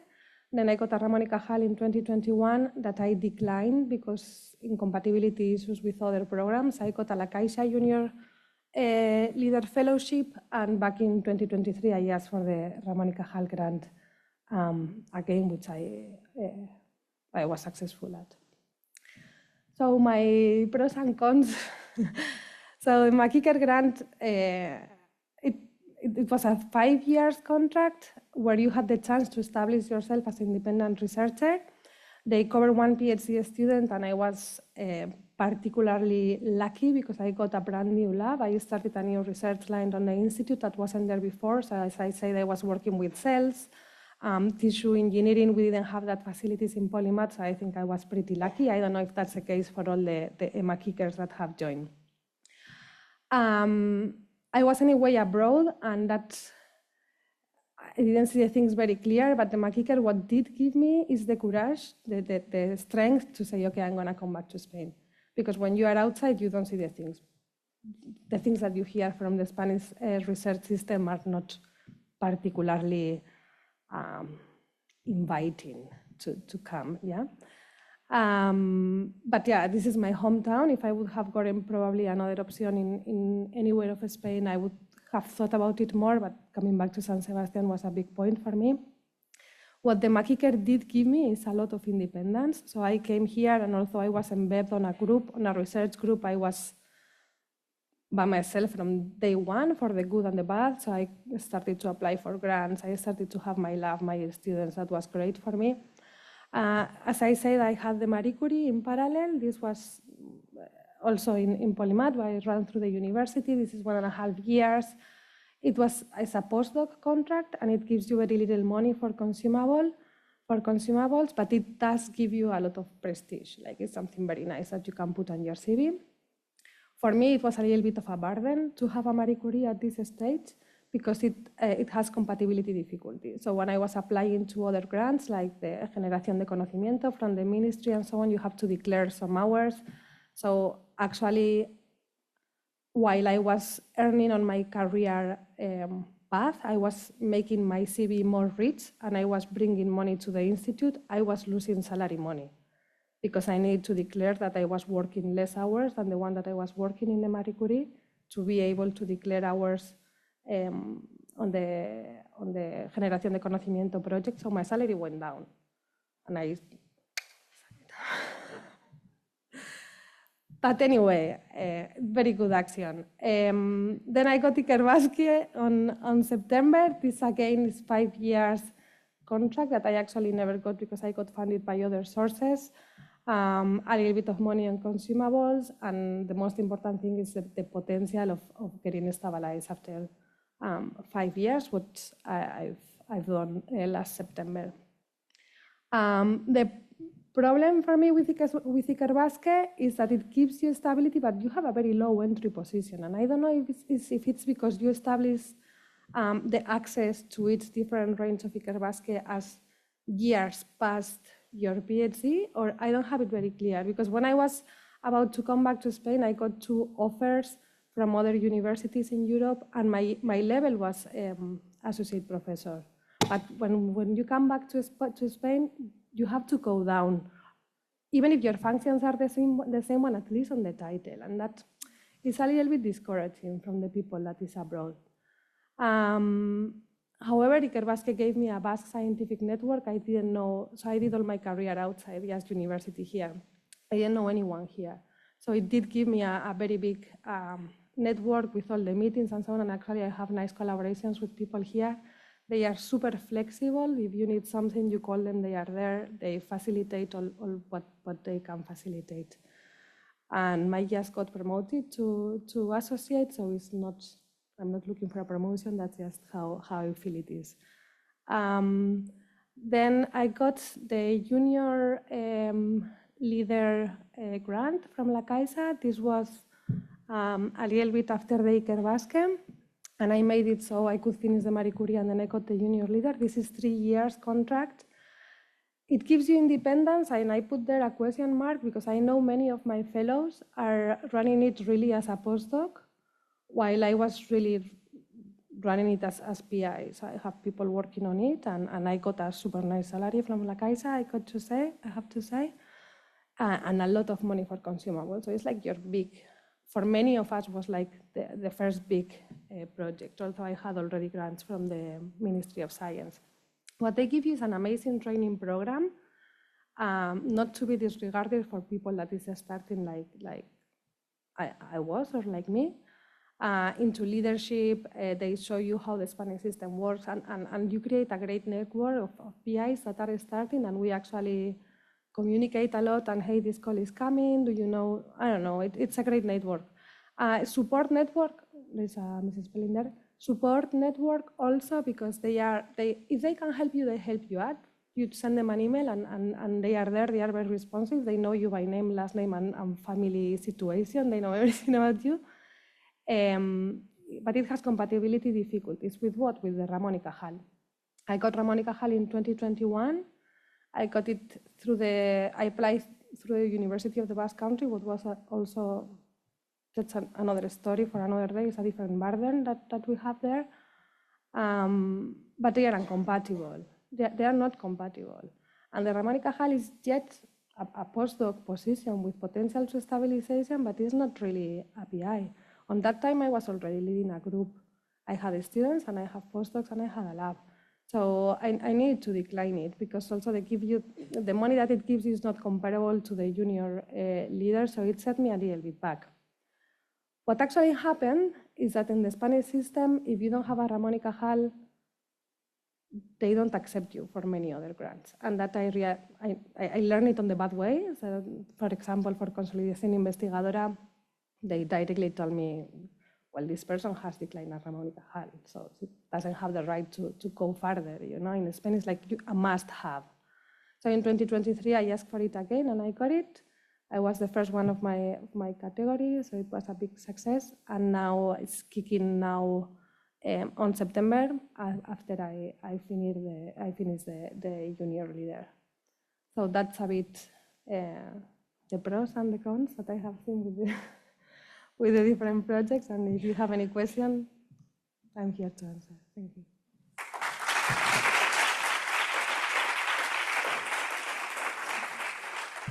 Thank you very much, Sandra. And the last experience that we're gonna listen about is the one by José Berrocal from ICIC, the Catalan Institute for Chemical Research.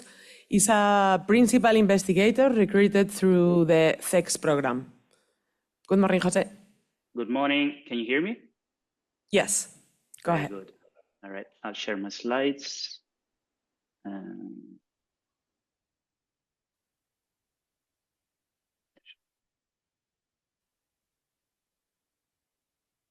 Can you see my screen now? Yes, we can see it. All right. Okay, good morning, everyone, and thank you for the invitation to join this panel discussion. So as it was said, I'm a group leader at ICIQ, and I would like to start directly from addressing this first point, that although my name sounds really Spanish, I'm actually not Spanish. I was born and raised in Italy, like Gabriela Monreale, who was mentioned before. And so this is a little bit my journey as a researcher which brought me to Spain. So I started as a PhD student at the University of Rome La Sapienza, where I was trained as an organic chemist. And then I moved to the Netherlands for 2 consecutive postdocs, the first one with Professor Bermeyer, and the second one with Nobel laureate Professor Ben Feringa at the University of Groningen. And I was very lucky at this stage, at this career stage, because I was hired by 2 big bosses that didn't need me to apply for Marie Curie funding schemes or something like that. They really wanted me. They had a lot of money, and so I said, okay, it's a pretty good deal. Let's go and do the best that you can. And after my second postdoc, so in my postdocs, I slightly shifted my focus from organic chemistry to supramolecular chemistry and light responsive molecules. And so I said, after the second postdoc, I wanted to change field and started to start my independent career. And I was pretty lucky to get hired as a group leader, as a medical assistant, I should say, at the Adolf Merkel Institute, where Sandra also worked. And then I started working on polymer materials, which was something that I didn't touch before. I didn't really work with before. And so this position as a maître assistant is a non-tenure track position that allows you to apply for your own grants at the Swiss level or international level. And I have to say I was pretty lucky to get some grants. But technically, you're not independent in the sense that you work in someone else's laboratory. And I was working in the laboratory of Professor Christoph Weder. And so it's some sort of a semi-independent position that you can use as a trampoline to really make a name out of yourself, which is what I tried to do. And I'm happy to say that to some extent I managed.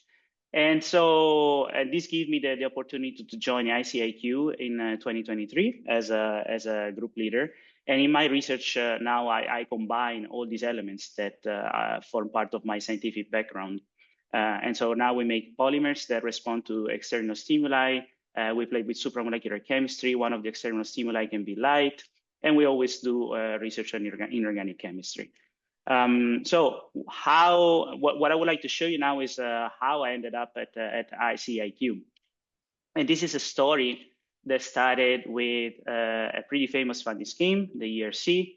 And I don't know if you remember, but 2021, the ERC starting grant of 2021 was a pretty complicated story because Brexit had just happened.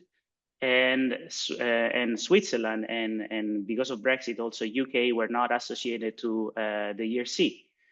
And this was the first call of Horizon Europe, of the new program of the ERC. So I was based in Switzerland and I applied with Switzerland on April the 8th of 2021. And they said, okay, you just apply and then let's see how these things goes. But your proposal will get evaluated. Now, because of this dramatic story between Switzerland, UK, and EU, this call was delayed a lot. And so we arrived now at June 2022, basically 14 months after the application. And I received this email with the grant agreement. And now Switzerland is definitely out of the negotiations. And so what do?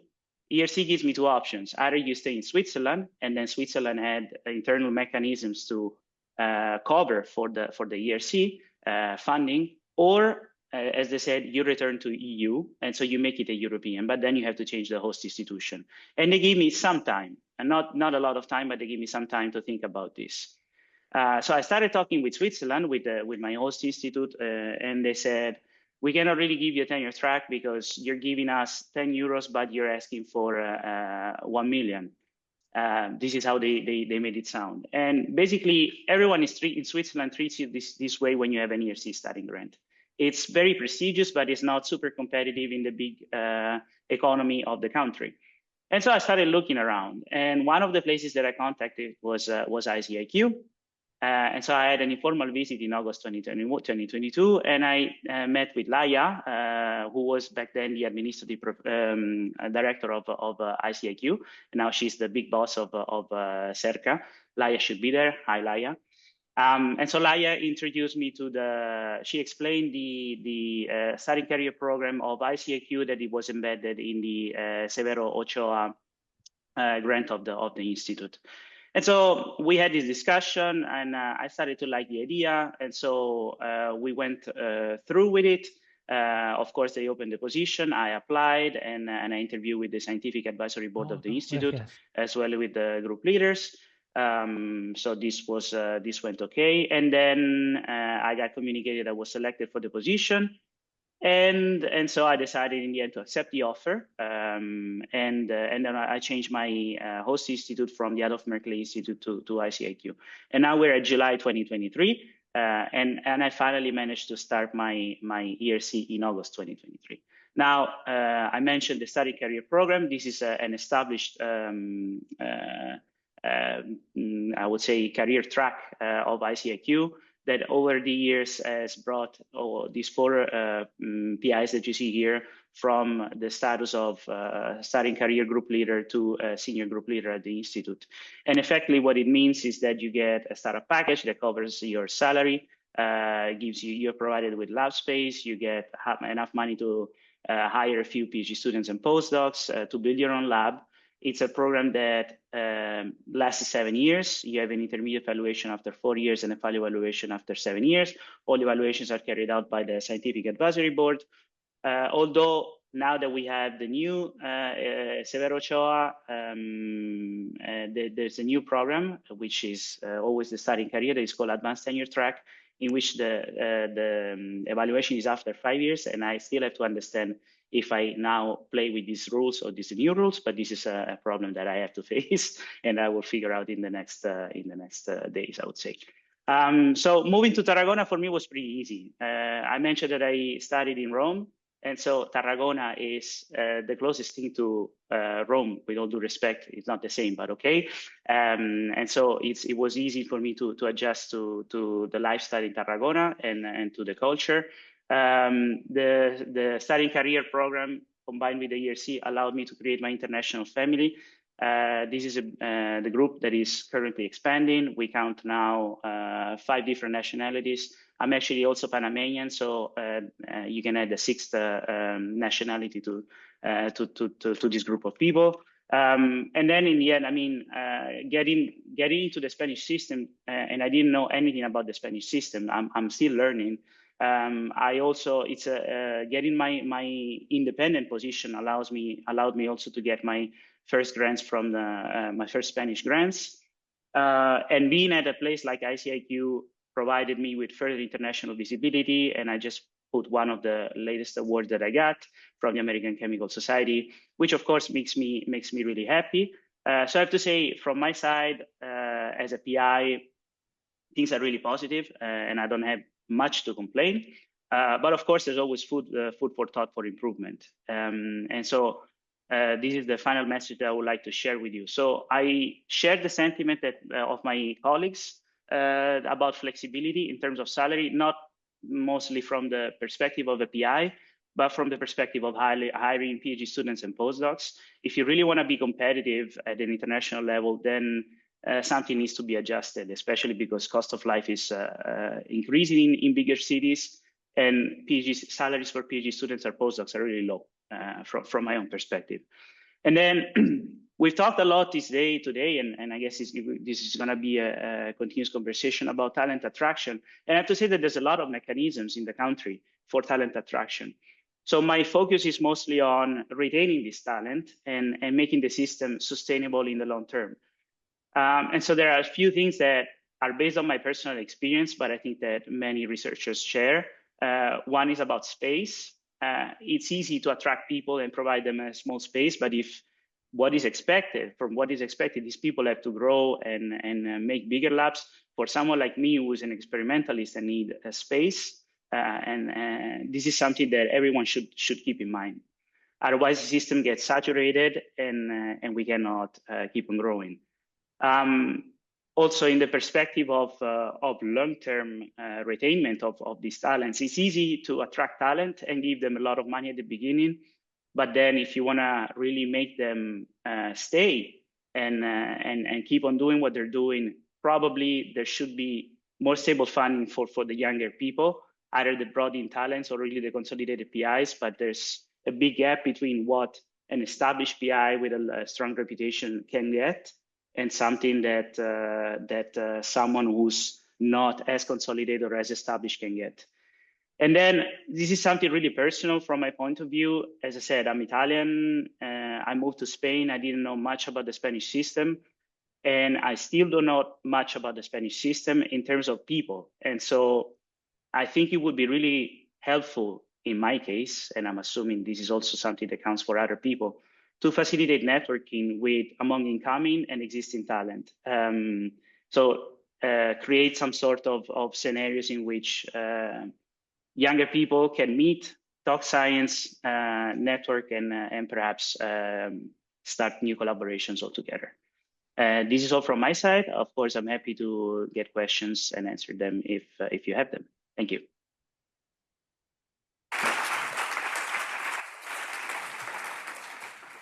Thank you very much, Jose, and thank you all the panelists for your thoughtful answers and for sharing such valuable insight into your experiences and for being critic and to try to make things better for all the researchers. There is no questions in the chat. We are running late. So is there any questions on the audience? Yes, Antonio, please. No, I would like to comment one thing that you just put on the table. You need the microphone, yeah.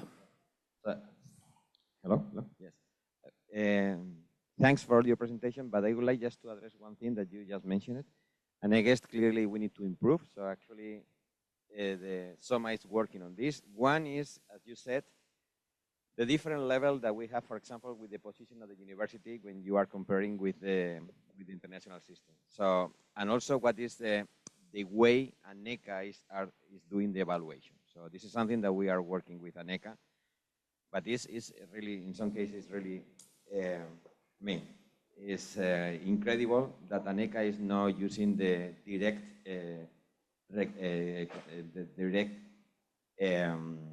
ceiling of you have a full professor position in an international university that automatically is not giving the full professor accreditation in the Spanish system. So this is one thing that is something that we don't understand, and I guess we have to work hard on this.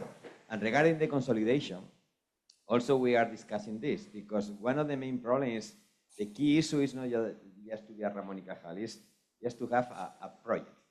To be the PI of a grant.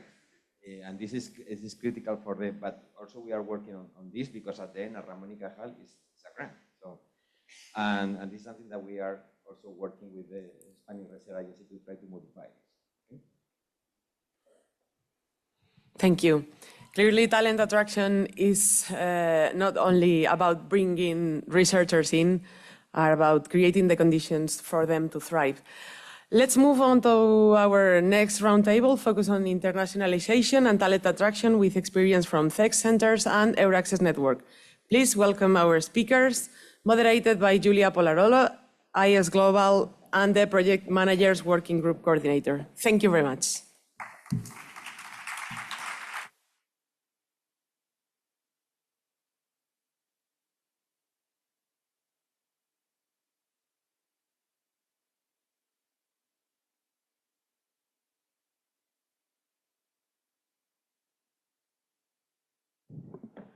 Perfect. So, hi everyone. And meanwhile, Monica is preparing everything. Since we are a bit running out of time, I will start. So, to introduce this new roundtable that will be focused on experiences and success cases from the Center of Excellence centers and units of the SOMMa Alliance. So let's start to welcome the four speakers to the stage. Please come all here. Monica, yourself. Marta Mayral, Miguel Benitez, and Elisa García, please. So since we need to, yeah, I stay here, absolutely. So since I will be stricted with time, so to catch up a bit. We can, I think, start already. No, soy dos.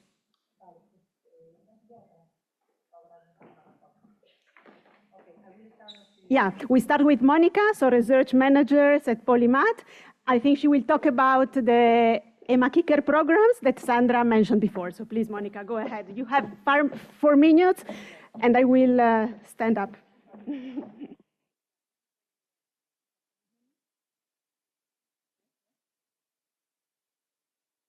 Okay, thank you, Julia. Okay, so let me tell you the story behind, the history and the story behind these Emma Kicker grants to attract female researchers to Polymath. Okay, so it all started in 2017. By that time, at Polymath, we had 115 researchers of 30 different nationalities, and we had a gender balance of 50%. So you might be wondering, why are you presenting here a grant to attract female if you have 50% of gender balance? You can imagine, right? So if we look at the career stages of the researchers in Polymath, by that time we had 59% of women at predoctoral level, 48% at postdoctoral level, but what about group leaders? only 1 out of 10 group leaders was a woman. So it was clear that we had to do something to change that situation. And it was not only us, it was also our scientific advisory board who suggested that a change was needed. And this is why we launched the call Emakiker, that means Emakumeak means women in Basque, and Ikerketa means research, so women in research. We launched the call in 2018 with 2 clear objectives: to promote female leadership among women scientists and to bridge that gender gap in leadership positions in Polymath. So the final aim is to attract talent, because we are talking about talent, right? What do we look for? We look for women holding a PhD in polymer science or related disciplines, in between 2 and 6 years of research experience after the PhD, and with more than 2 years of international experience after the PhD. What we offer a 5-year contract with a competitive salary and resources to set up their own lab that includes research facilities, consumables, and even funding to hire a PhD researcher. And also we offer them some mentoring and networking, and also support to apply for competitive funding. And this is the picture of the researchers. You have seen Sandra before talking her story. And so far we have attracted 6 women thanks to this program. All of them met the requirements, of course. Some of them were Basque, like Sandra, so meaning that they returned to the Basque country, but some others chose San Sebastián or Polymath as a host institution to develop their career. How do we fund, which is our funding strategy?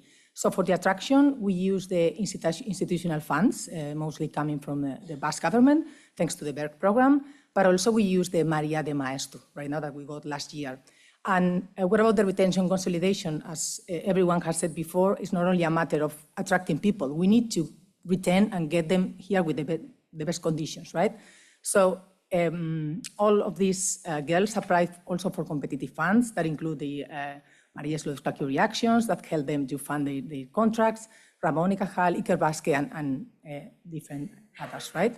And in terms of impact, that's very nice, because along these years, they have attracted 26 competitive projects in different calls, including coordination of European projects, 3 projects with companies, both international and local, and 70 research publications. In total, 4.3 million euros attracted. That's very nice. And this is today's picture. We cannot compare exactly with the figure that I showed you in 2017, because we have changed a little bit our mind. We talked before about group leaders, now we talk about research lines, and we help the researchers to lead their own research lines. So we talk about senior researchers, and we have 47% of women right now. Okay, thank you. I hope to Excellent, it couldn't be better. So now I think it's the turn of Marta, research manager at IRB Barcelona, and she will talk about María Slodowska Curie co-fund actions that have been run at IRB Barcelona to increase the internationalization of IRB's PhD programs. Please go ahead. Kaixo, egunon denoi. So hi, my name is Marta, and I work at the IRB Barcelona, the Institute for Research in Biomedicine, and more specifically at the Department of Competitive Funding and International Promotion. And IRB, we are one of the 42 CERCA centers that Nuria was talking about. So the PhD program at IRB is an excellence program, and that needs constant improvements and updates. And to put a bit of context for you, IRB was founded in 2005. In 2008, the academic office was established. And then in 2019, we applied for a co-fund in order, or as a way to maintain this excellence in the program, right?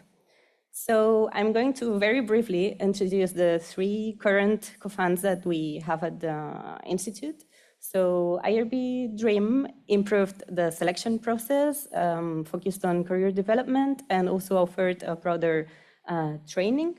And also I would like to mention that in this context, the academic officers also got accreditation as career officers. With IRB Target, which is the second one that I'm talking about, we structured more the training itinerary and with focus on transversal skills. And for instance, we introduced in-house training on open science and entrepreneurship. And the last IRB Drive has a more career-oriented specialization with mentoring and attention to mental health. So I will leave these 3 co-funds here at the bottom of the presentations as reference for us. And we wanted to talk about the impact of these co-funds, right? So I'm going to do a zoom out. First, talk about the PhD students, which of course benefit from these improvements in training, in supervision, and also in their well-being in their career. And linking it to the question in the first round table, how can researchers get to know the centers in Spain? Well, the co-fund is a way, at least for the PhD students level or PhD doctoral candidates, they get to know IRB through the co-fund, and maybe even if they cannot stay because they are not selected in this process, they get to know us and they may stay and find a way to stay with us once they know our excellence. Then at the institutional level, it is a way for the IRB to pilot sustainable improvements to the PhD program. We have improved the selection process. We have attracted talent, as shown in the first graphic. This is showing the total number of PhDs, so including the ones for the co-fund. I forgot to mention that in each one of the co-funds, 10 positions are offered in 2 calls. We have increased internationalization, and in this graphic you can see that the percentage of internationalization within the PhD community at IRB has increased year after year. And also mentioned that this has allowed us to collaborate and coordinate even more within administration departments, especially between the competitive funding and international promotion with the academic office. But I think this is something that my colleagues will talk about next.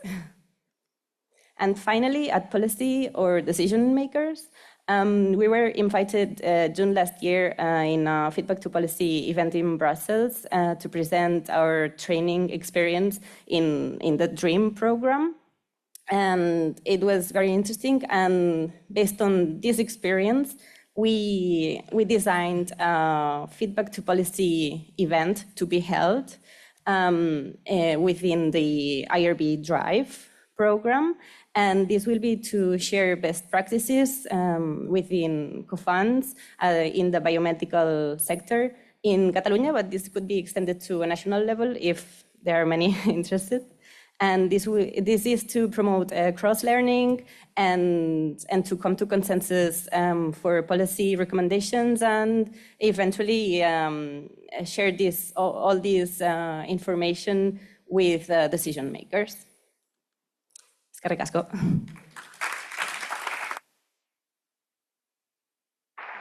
Many thanks to you as well, Marta. And now we will move to the third talk, which is from Anna and Miguel from BECAM, and they will talk about, I think, coordination about different offices, institutional offices, to make the talent attraction program working.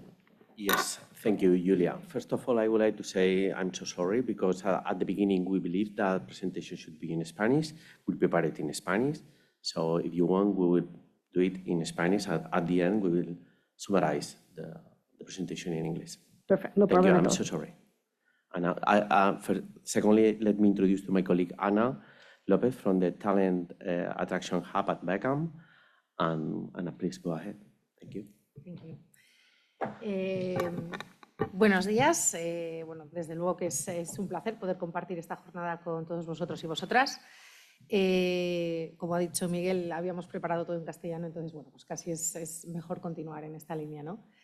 Desde BECAM somos conscientes que uno de los pilares estratégicos del centro es ser capaces de atraer talento y hemos evolucionado mucho en esta línea, ¿no? Partíamos de un departamento de recursos humanos muy centrado en la administración de personal, en la contratación, y bueno, pues lo que hemos querido es integrar todas las políticas que ponen a las personas en el centro dentro de bueno, pues toda la gestión de personas que tenga que ver con la atracción, la fidelización y la capacitación.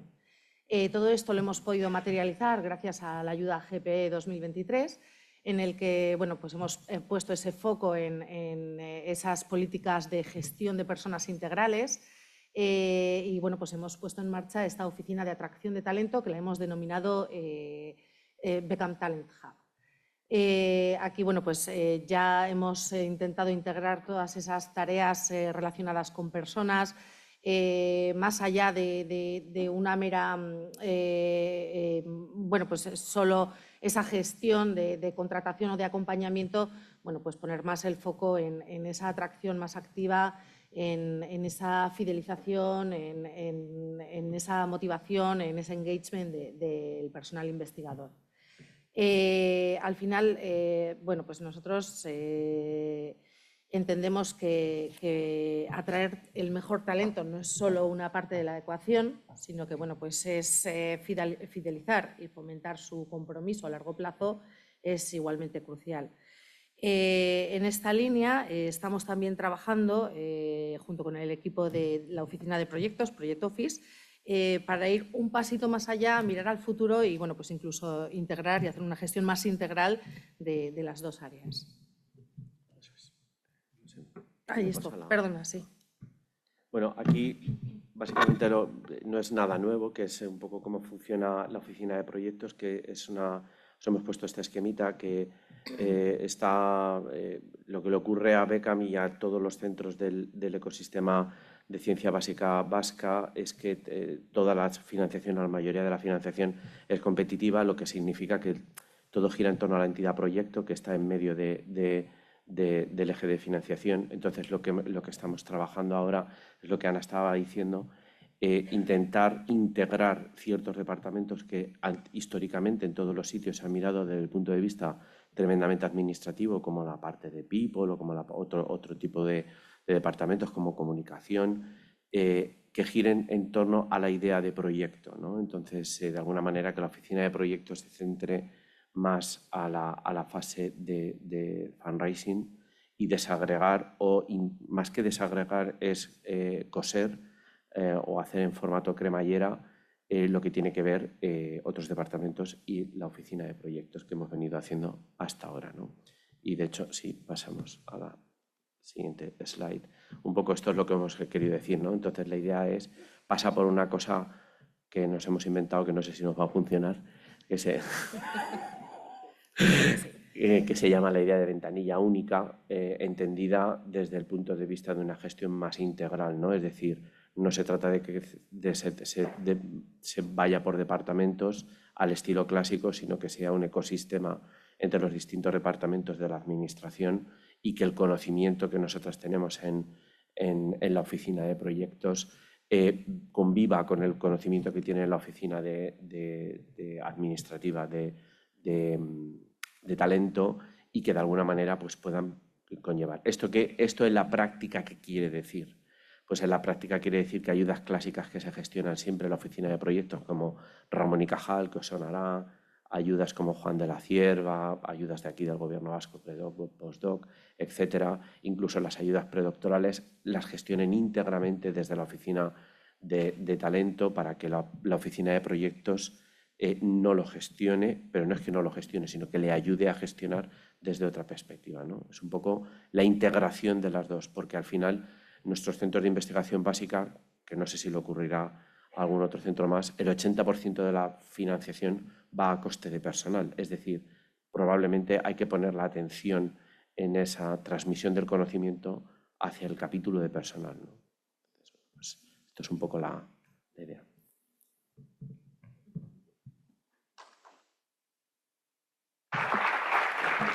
Many thanks, Anna and Miguel. Super sharp on time, everyone. Excellent. So now we move to Elisa García. Don't worry, Elisa. So many thanks, Elisa, for having accepted our invitation and for joining our meeting today. So Elisa is working as a project officer at the FECIT, and she's been members of the coordination team at the Euraccess Spanish network. She will talk about Euraccess. Please, thank you. Yeah, can you hear me? Yes. Wow, 20 years of history of Euraccess. Try to be concise in just 4 minutes. It's going to be very difficult, especially because the topics that we have raised here are all topics that comes to the big portfolio of Euraccess, at least how we see it in FECIT and the Spanish science system. So how can I? It's okay. So yeah, briefly, 20 years of history, well now 21, we will call Era More. Spain has been in this network from the very beginning, and then it was rebranded as Euraccess. And currently there are 43 countries participating, member states associated and other countries, and the 9 worldwide hubs that you're going to find this interesting.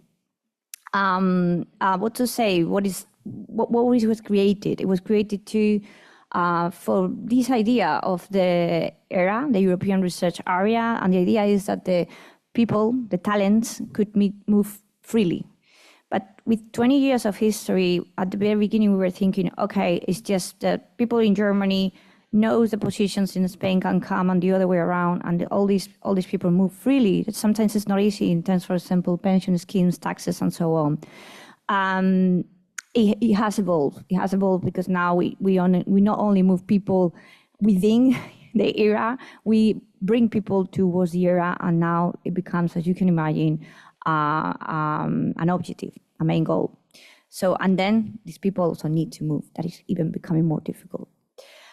So put it in just a graph. If you see all these, what we've been talking a lot about, is the life cycle of researchers in terms of mobility and professional development, because that's also part of the Euraccess portfolio.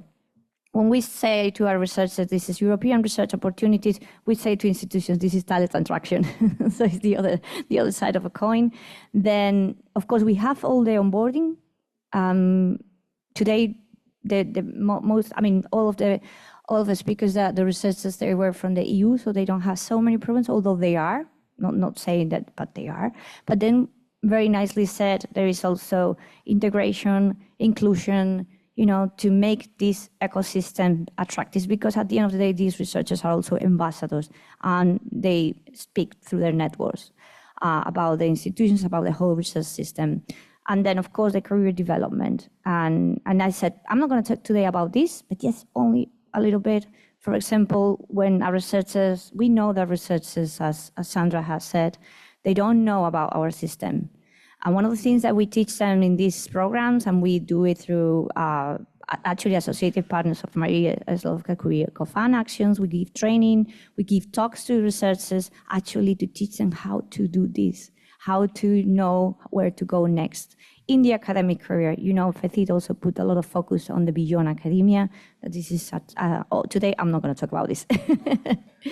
So just very quickly, we have 4 main tools to do this. You all know the Euraccess portal, okay? This is when we put, and the European funded projects must put, and the universities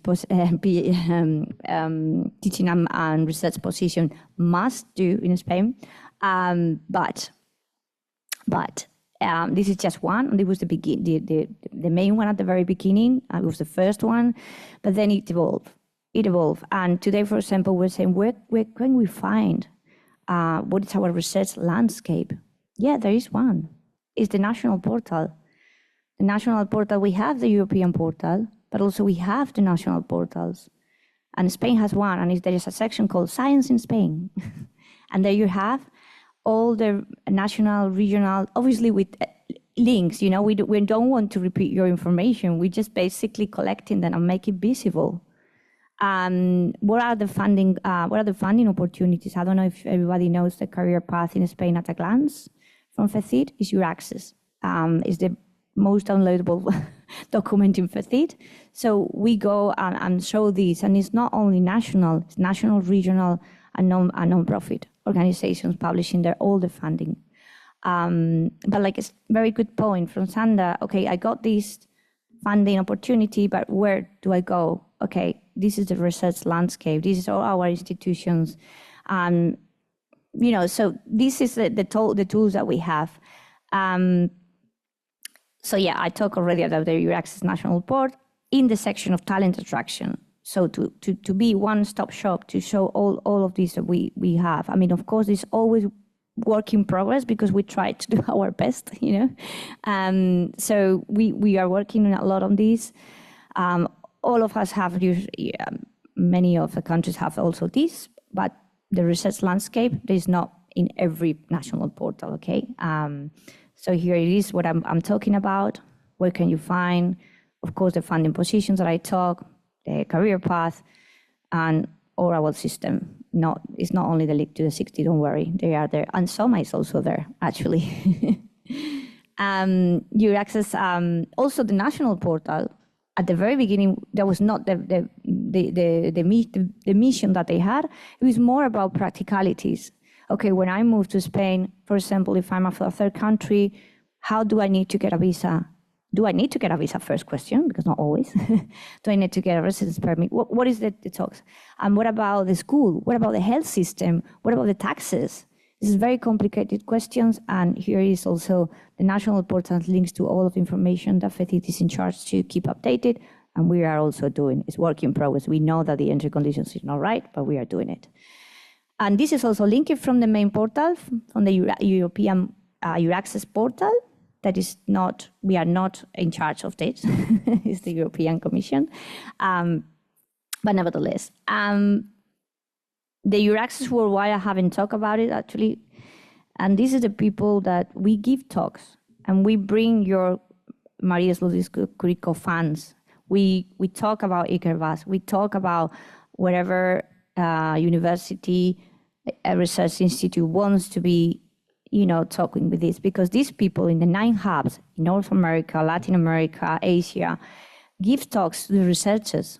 They create networks there, and they give talks to the researchers, and we talk, about our national, obviously first European system in a whole, as a club, and then, but also we have a space sometimes for the national, and we're gonna make it bigger in the further years coming, making this activity even more strong.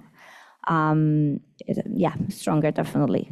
And then on top of this, we work in FECIT, as you know, with the diasporas. Raicex is here, I'm very happy. They are here, but also with other diasporas, like the Ukrainian diaspora. And we give exactly the same talks.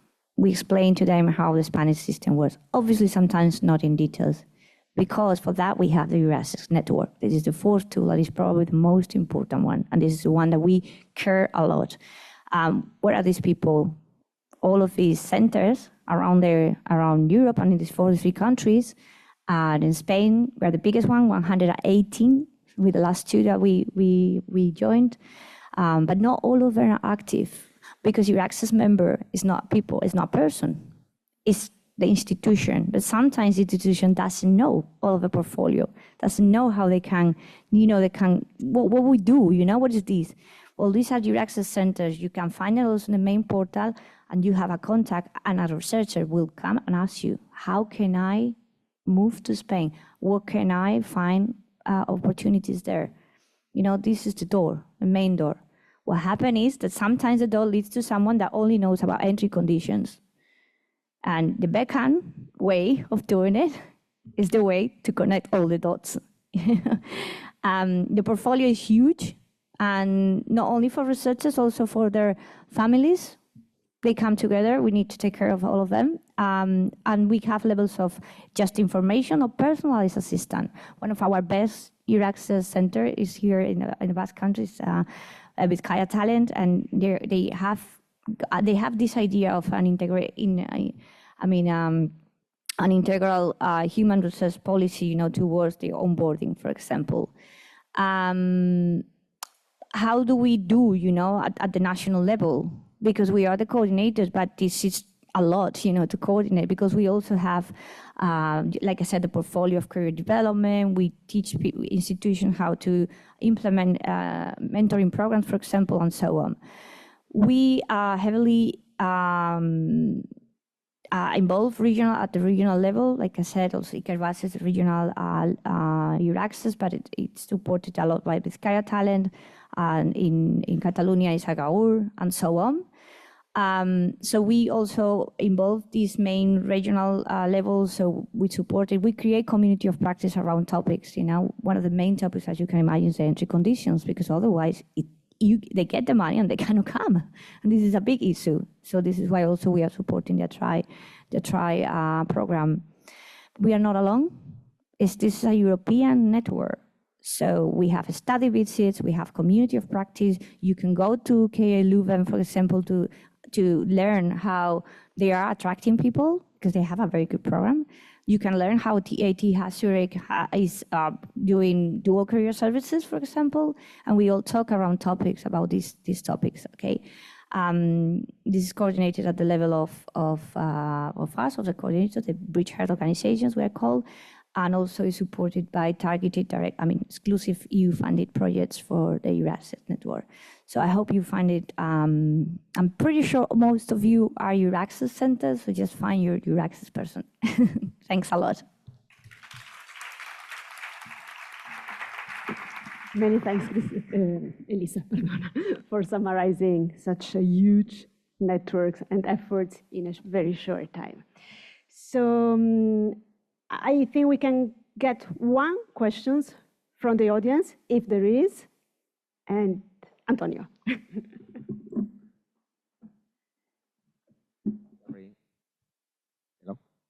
Sorry, just to be only the people is asking, but I need to clarify some things, because after that we discussed this in the executive committee of SOMMa, and when we have the interaction with the agency, we need to clarify this. One question for Marta. Regarding the co-financial support, this co-financial support of the COFAN is coming from the own sources of the center, or are you using the THEX, the Severo, Ochoa, or María Maeztu funds? Yes, we are using the Severo, Ochoa. Okay, so this is very important, because I guess this is something that we are not exploiting in the way we can do it. There are a few centers that they are doing, but not too many. So this is a very important. The problem of this is that you have to apply and you don't know you will get the money or from the THEX. And then you have the COFAN and you don't get, hopefully not, the THEX grant. So how are you going to co-support this? And this is the risky thing. And I guess this 4 year of the grants of the THEX, maybe with 5 years, this could be resolved. But this is something. And one question regarding to Elisa. With the new lawsuit, it's mandatory for the universities to publish the offer in Euraccess of the position for because this is not happening. So, for example, we are monitoring this. It's not the lawsuit. Just to give you an example. So this Goiri call, 5,000 assistant professor, professor ayudante doctor call. So this clearly now is the way to enter into the system. In the past, there were other ways, but this is the main way now to enter into the system based on my own experience in my university. So, I mean, come on. So now we don't need the accreditation of these people to apply. So this is a huge opportunity to attract people with horrible salary. That's true. But these positions are not announced there. So basically, we are with an endogamic application that is very, very dangerous for the system in the long term. Unfortunately, they are being more and more published. For example, the program was not published as it is, because it was the universities who must publish, and the must is not in the law, so it's in one of the royal decrees that it was published like a year later or so after the approval of the lawsuit. So they are doing it little by little. They are becoming much better, even though it's not going to work. I'm afraid to see this in the way that they are doing it, because they just do it in the last minute. And we don't want to start to be honest. This is not the point, you know. What we see now is that the way is one of the things is doing through the must. You must publish. But the other way is that, for example, now we see more and more and more publications about other positions, usually not teaching positions, but more research positions in research institutions, because they see as a tool for Attract. It's not the best one because it's just passive, you know, but it's one. So you don't have to oblige any, you know, to mandate anyone to do it. They do it because they want. I wish, you know, the universities, or we wish, as your access to the universities have the same perspectives, but at the moment they don't have it. But nevertheless, yeah, we monitorize the number and we keep in touch with the General Secretariat of University to see how this is evolving. Of course, at the beginning, we needed to give time, you know, because this huge amount of positions that they offer. I mean, this is like, wow, our numbers have rocketed, as you can imagine, because it's just professors, I mean, the whole stages. So having said that, we will see if this is working, but at the same time, there are universities approaching to us saying, how can we increase our talent attraction opportunities? And it's like, okay, great, now we can sit and talk, you know, because that way we will, you know, we will try to facilitate as your access network what we can do, because I mean, there is many things that we can do, not only just publishing offers. There is tons of things, you know, especially now, basically talking to your researchers, you know, how our system works and how you can find these hosting opportunities.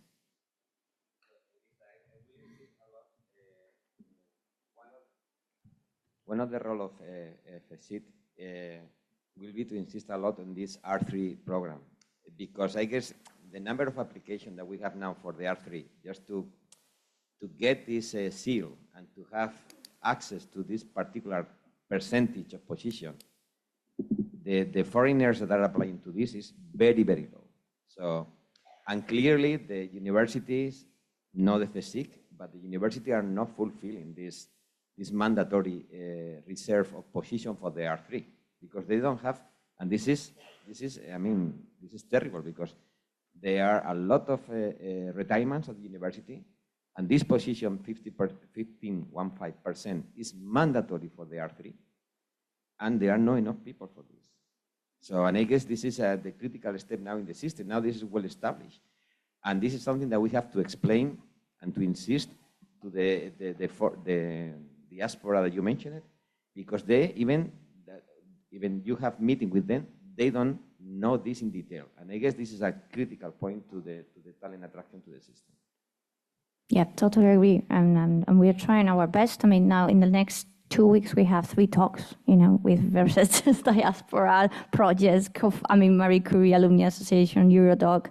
I mean, trying to explain these, because it's not as complicated as it seems at all. Sexennials are a different matter, you know, that we also need to explain. Otherwise, we have this kind of like, why am I here? I'm learning and earning this money, and you know, this kind of this terrible, you know, for the system. But definitely, R3 certification is the way that we say in Spain we cannot offer a tenure track system because of the law, but this is the way that we have a tenure track like system. And they say, but it's a very minimum percentage, and it says, yeah, but this is secure, you know, if you get it. And it's clear how to get it. Sometimes we have this junior, you know, some programs are not, but this is minor details as we see it, but this is a powerful instrument, definitely. Many thanks. Many thanks to all the speakers. And now we have to move quickly to the coffee break and come back quickly as well.